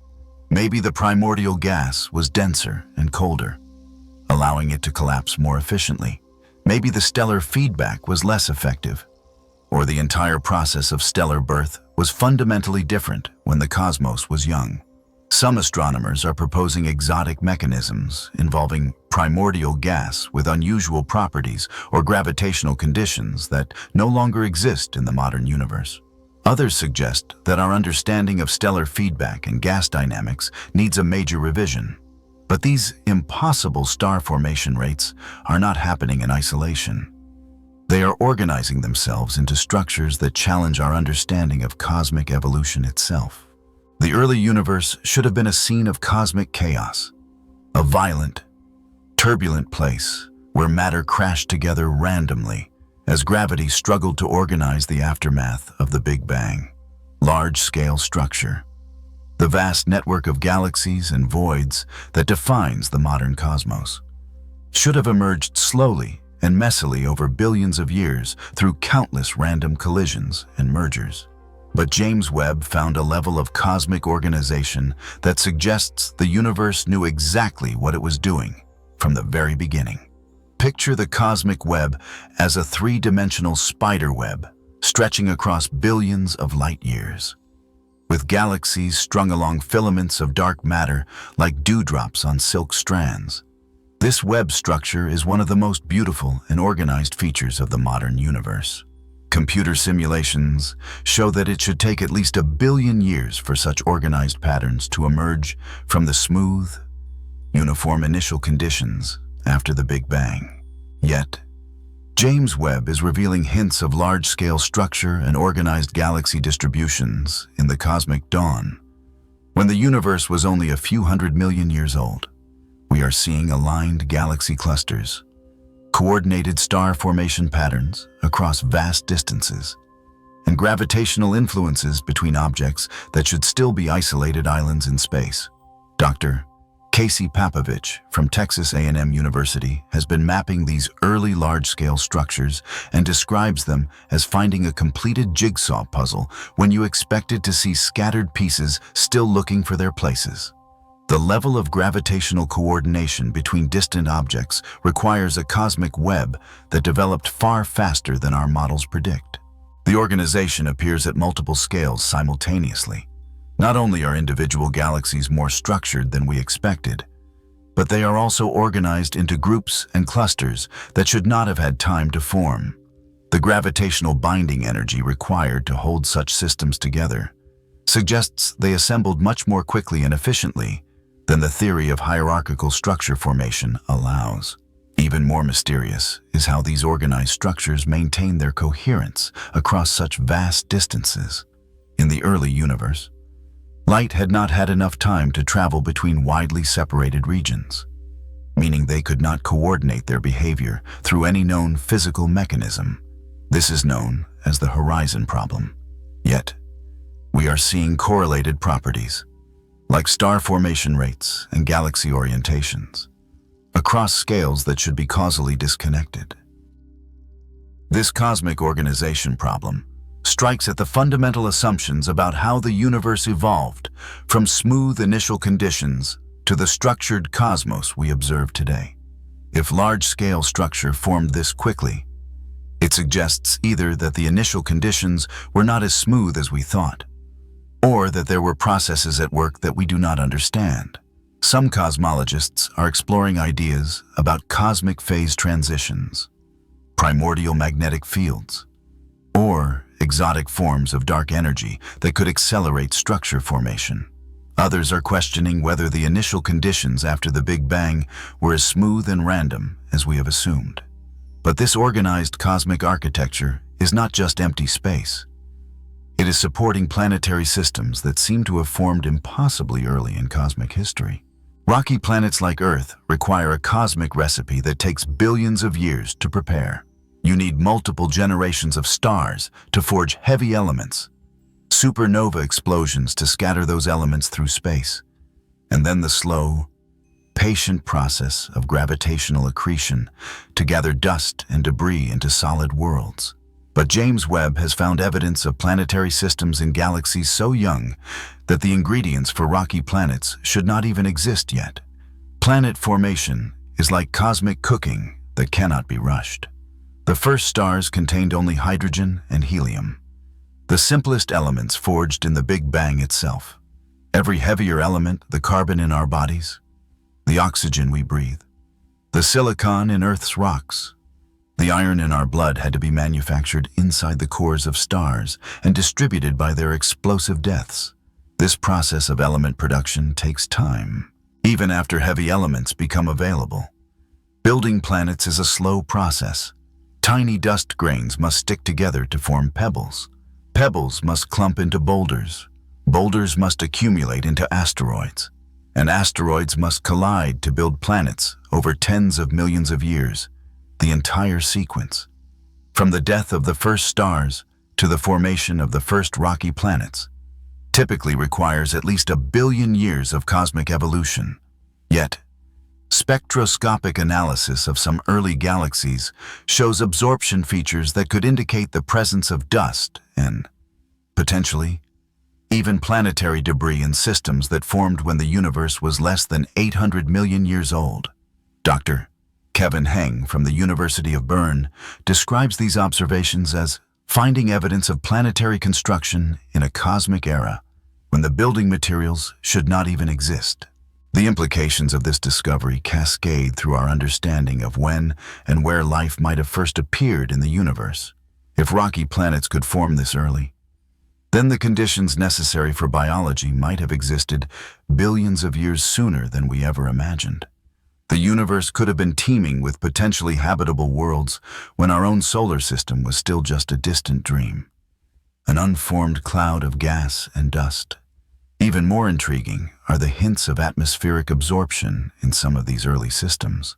While we cannot yet definitively confirm the presence of planetary atmospheres in such distant and ancient objects, the spectral signatures suggest the existence of complex chemistry involving heavy elements, arranged in ways that look suspiciously like atmospheric processes.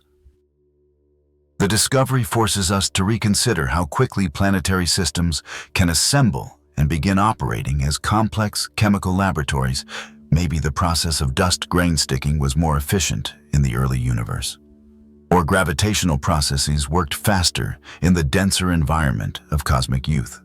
Some astronomers are proposing that the first planetary systems might have formed through mechanisms we do not observe in the modern universe, perhaps involving primordial materials or gravitational conditions that no longer exist today. But these rapidly forming planetary systems are not just an isolated puzzle. They are challenging our understanding of the cosmic inflation theory itself. Cosmic inflation theory proposes that the universe underwent a period of exponential expansion in the first fraction of a second after the Big Bang, stretching space faster than the speed of light and smoothing out any initial irregularities. This inflation should have created a universe with very specific, predictable properties, smooth on large scales, with tiny, precisely characterized fluctuations that would slowly grow into cosmic structure over billions of years. But James Webb's discoveries suggest the universe might not have followed the inflationary script at all. Inflation theory makes testable predictions about what the early universe should look like. The density fluctuations that eventually became galaxies should have specific statistical properties, following patterns that reflect the quantum mechanical processes that created them during the inflationary epoch. These fluctuations should be small, nearly scale invariant, and distributed according to precise mathematical relationships. The problem is that the massive, organized structures that James Webb discovered require initial fluctuations that were much larger and more organized than inflation predicts. The theory suggests that regions of space dense enough to form the observed massive galaxies should be extraordinarily rare, so rare that we should not see any in the cosmic volumes that James Webb can observe. Dr. Paul Steinhardt from Princeton University, one of the original architects of inflation theory, who later became one of its most prominent critics, describes these observations as potentially fatal problems for the inflationary paradigm. The statistical properties of the early galaxies do not match what inflation theory predicts should emerge from quantum fluctuations during a period of exponential expansion. Even more problematic is the coherent organization of structure across vast scales. Inflation theory predicts that different regions of space should have evolved independently after the rapid expansion separated them beyond any possible causal connection. Yet, James Webb's observations hint at coordinated properties and structures across distances that should be completely independent, according to inflationary cosmology. This discovery forces cosmologists to confront uncomfortable questions about whether cosmic inflation actually occurred, or whether it worked differently than our models suggest. Alternative theories that never required inflation are gaining renewed attention as potential explanations for James Webb's observations. Some theorists are exploring bouncing universe models, where our cosmos emerged from the collapse and rebound of a previous universe, potentially preserving organizational information that inflation would have erased. Others are investigating modified gravity theories or exotic forms of dark energy that could create the observed structure without requiring an inflationary expansion. The implications of this reach far beyond cosmology and into the realm of fundamental physics. Inflation theory has been intimately connected with our theories of quantum gravity and the earliest moments of cosmic history. If inflation is wrong, it suggests that our understanding of physics at the most fundamental level needs a major revision. But as multiple independent observations point to the same problems, the evidence becomes impossible to ignore. Science advances through the accumulation of evidence, and isolated anomalies can often be explained away by measurement errors, statistical flukes, or an incomplete understanding of the data. But when multiple, independent observations, using different techniques, all point to the same fundamental problem, the scientific community must confront the possibility that the accepted theories are simply wrong. James Webb's discoveries represent exactly this kind of converging evidence crisis. The telescope did not find just one type of anomaly. It discovered massive galaxies where small ones should exist, heavy elements that formed too quickly, organized structures that should be chaotic, rotation speeds that violate physics, collision signatures that predate possible interactions, star formation rates that break theoretical limits, and planetary systems that assembled impossibly fast. Each of these discoveries, taken alone, might be dismissed as an outlier or a statistical fluke, but together, they paint a consistent and deeply troubling picture of a universe that does not follow our rules. Independent research teams, using different analysis methods and looking at different regions of the sky, have confirmed these findings repeatedly. Dr. Labbé's galaxy mass measurements have been verified by multiple groups using completely different techniques. The spectroscopic evidence for early heavy elements has been detected in several independent surveys. The impossible rotation speeds have been confirmed through both direct velocity measurements and gravitational lensing studies.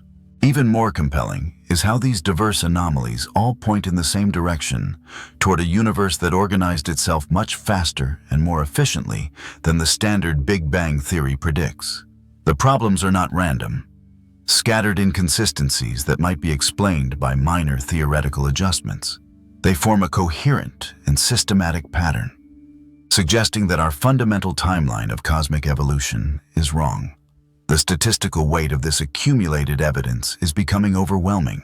When astronomers calculate the probability that all of these observations could be explained by a combination of measurement errors or rare statistical fluctuations, the numbers become vanishingly small.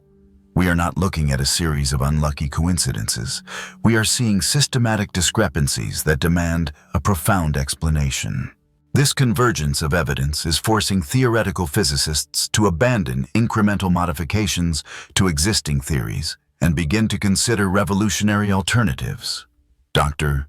Subir Sarkar from Oxford University describes the situation as a paradigm crisis, a term used in the philosophy of science to describe a moment when accumulated anomalies can no longer be accommodated within the existing theoretical framework. The process mirrors historical scientific revolutions, where multiple, independent observations eventually forced a complete theoretical overhaul, just as the discovery of stellar parallax, galactic redshifts, and the cosmic microwave background converged to establish the Big Bang theory in the first place. James Webb's discoveries might be converging to overthrow it. Scientific institutions are beginning to acknowledge that these discrepancies require serious theoretical attention rather than ad hoc explanations. Major funding agencies are directing resources toward alternative cosmological models that could explain James Webb's observations without violating fundamental physics. The accumulated weight of evidence is pushing theoretical physicists toward completely new models of cosmic evolution. Behind closed doors in physics departments around the world, theorists are working frantically to develop alternative cosmological models that could explain James Webb's impossible observations without breaking the known laws of physics. These are not minor adjustments to existing theories. They are revolutionary new frameworks that could replace the Big Bang theory entirely. The quiet urgency of this theoretical work reflects how seriously physicists are taking the mounting evidence crisis. Dr. Neil Turok from the Perimeter Institute has been developing cyclic cosmology models, where the universe undergoes infinite cycles of expansion and contraction, with each cycle preserving organizational information that could explain the rapid structure formation James Webb observed. These models suggest our universe might not have had a beginning at all, but rather emerged from the organized collapse of a previous cosmic cycle. Meanwhile, Dr. João Magejo from Imperial College London is exploring variable speed of light cosmologies, where the fundamental constants of physics, like the speed of light, were different in the early universe. If light traveled faster in cosmic youth, it could allow widely separated regions of space to coordinate their evolution, explaining the large-scale organization James Webb discovered without requiring impossible timescales. Modified gravity theorists like Dr. Sabine Hossenfelder are investigating whether gravitational physics itself works differently on cosmic scales or in extreme environments. If gravity was stronger or operated through additional dimensions in the early universe, structure formation could proceed much faster than general relativity predicts, naturally explaining the mature galaxies James Webb found. Even more radical are theories involving multiple universes or higher dimensional physics. Some models suggest our observable cosmos might be embedded in a larger multiverse structure, with matter and energy flowing between connected regions through mechanisms we do not yet understand. These scenarios could provide the additional organizational power needed to explain rapid cosmic evolution. Dr. Paul Frampton from the University of North Carolina has been exploring bouncing cosmologies, where dark energy cycles between expansion and contraction phases creating periods of accelerated structure formation that could explain James Webb's observations. These models abandon the idea of a single Big Bang in favor of multiple cosmic epochs with different physical properties. The theoretical work is proceeding with unusual urgency because the observational evidence continues to mount faster than explanations can be developed.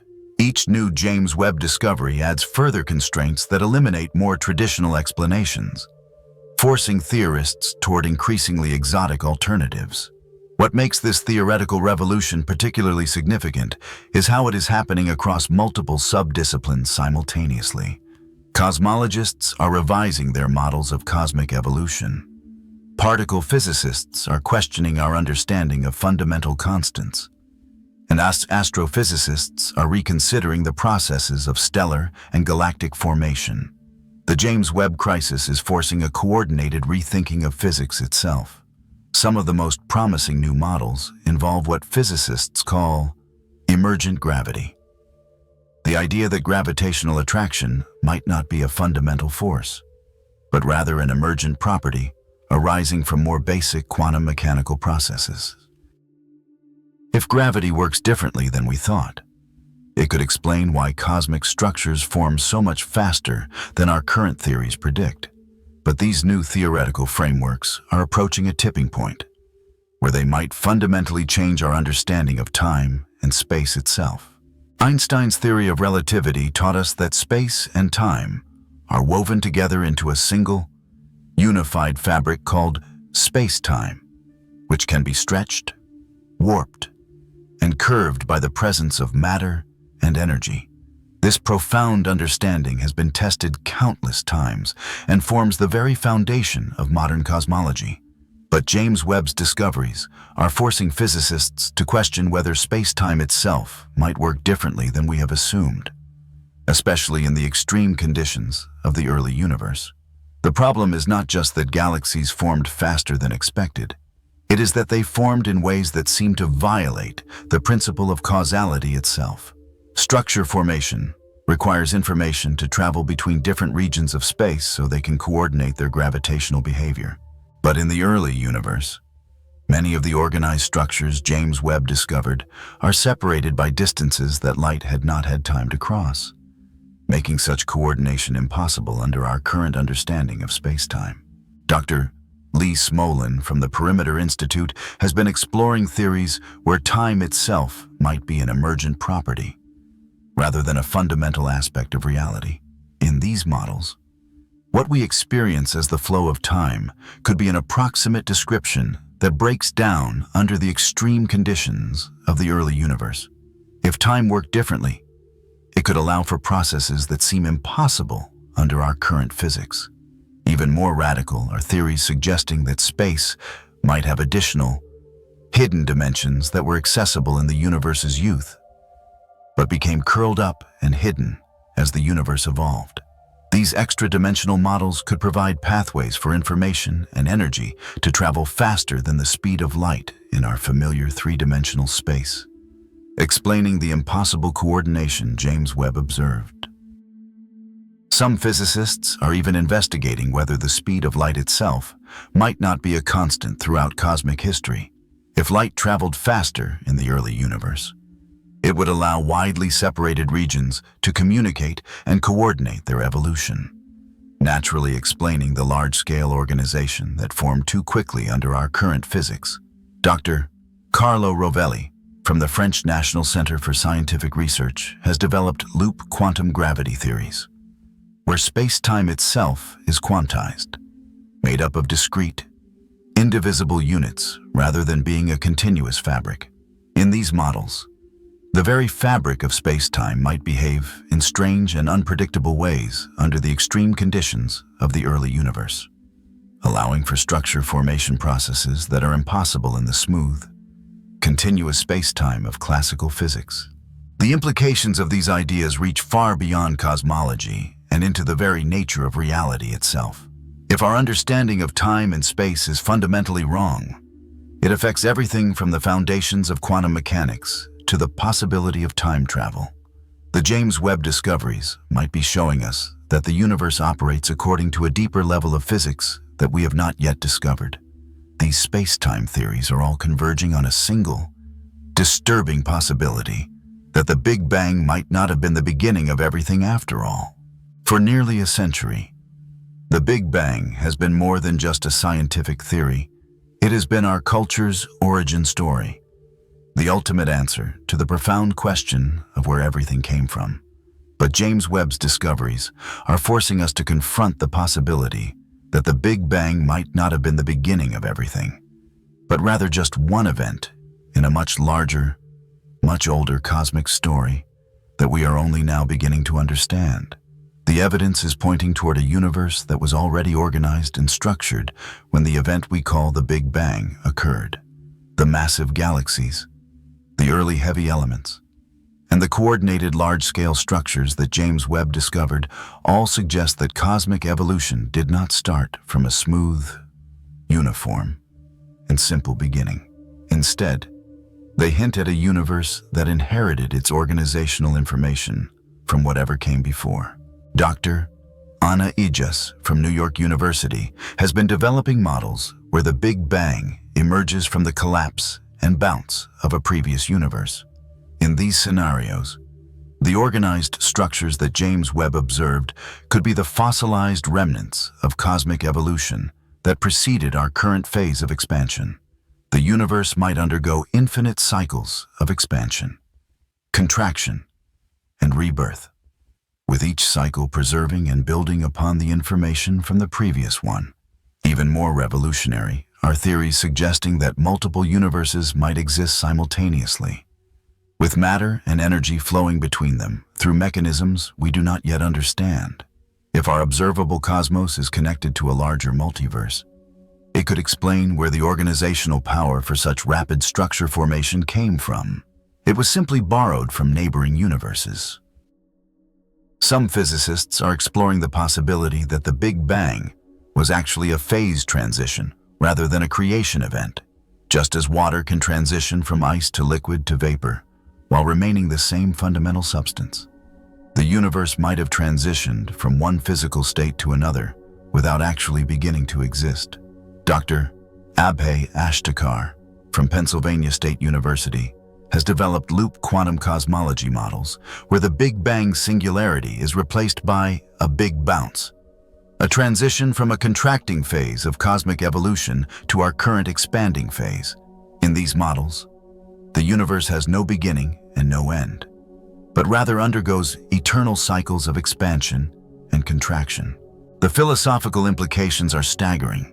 If the Big Bang was not the beginning, then questions about what came before it become scientifically meaningful rather than just metaphysical speculation.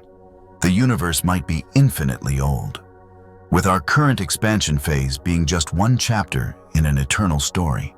This possibility challenges not just our cosmology, but our entire understanding of causation, existence, and the nature of reality itself.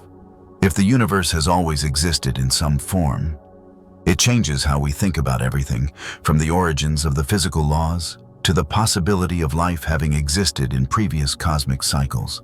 The James Webb discoveries might be showing us that we are not the first chapter of cosmic evolution, but rather the latest chapter in an infinite book. The scientific revolution brewing in cosmology is not just about adjusting details or fine-tuning existing theories.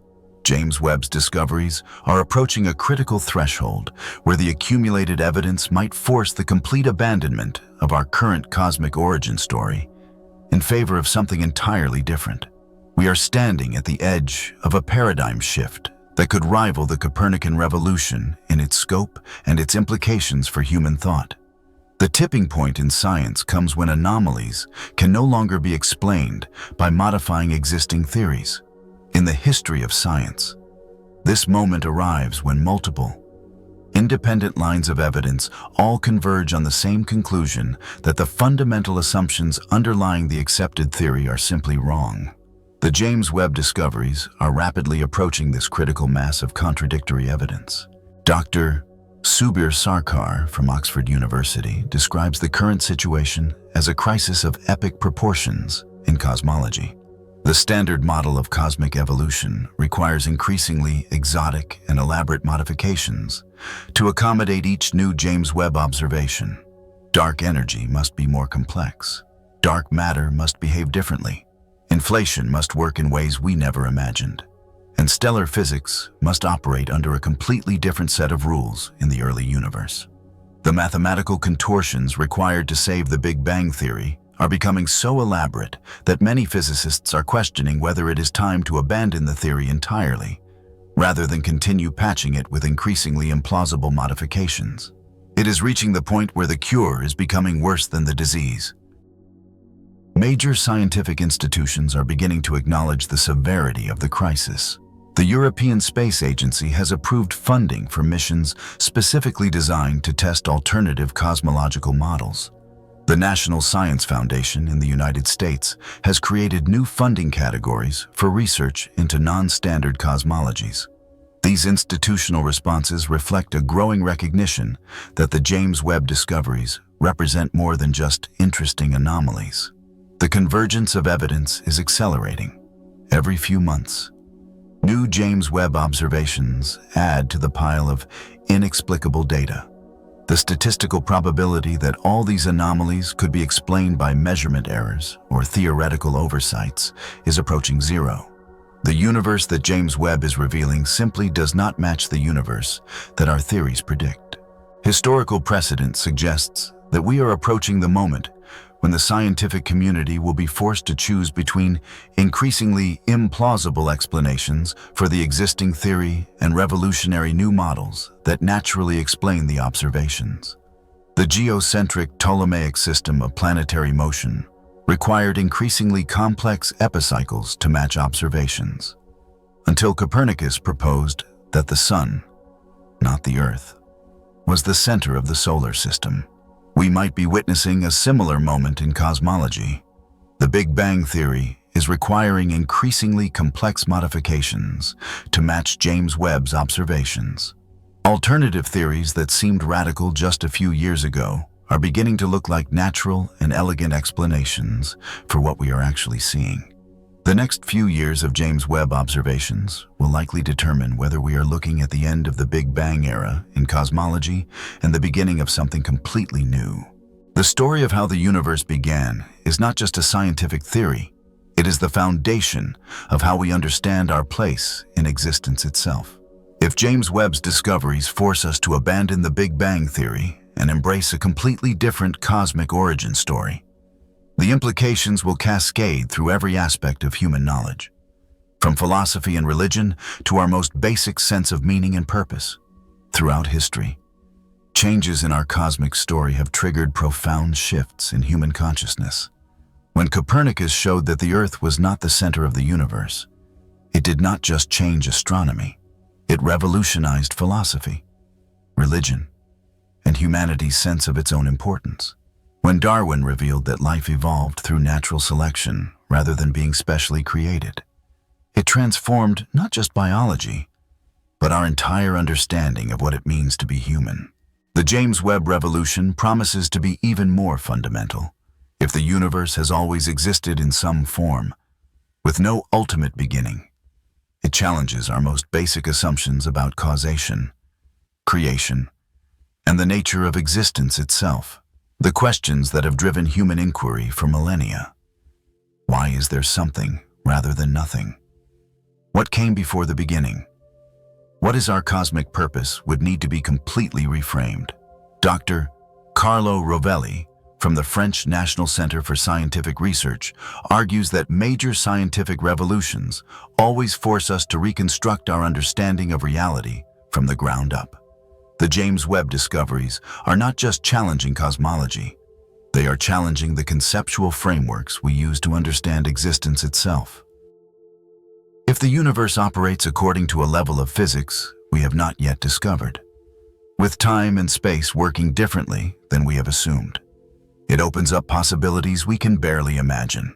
Maybe consciousness plays a fundamental role in cosmic evolution. Maybe information is more fundamental than matter and energy.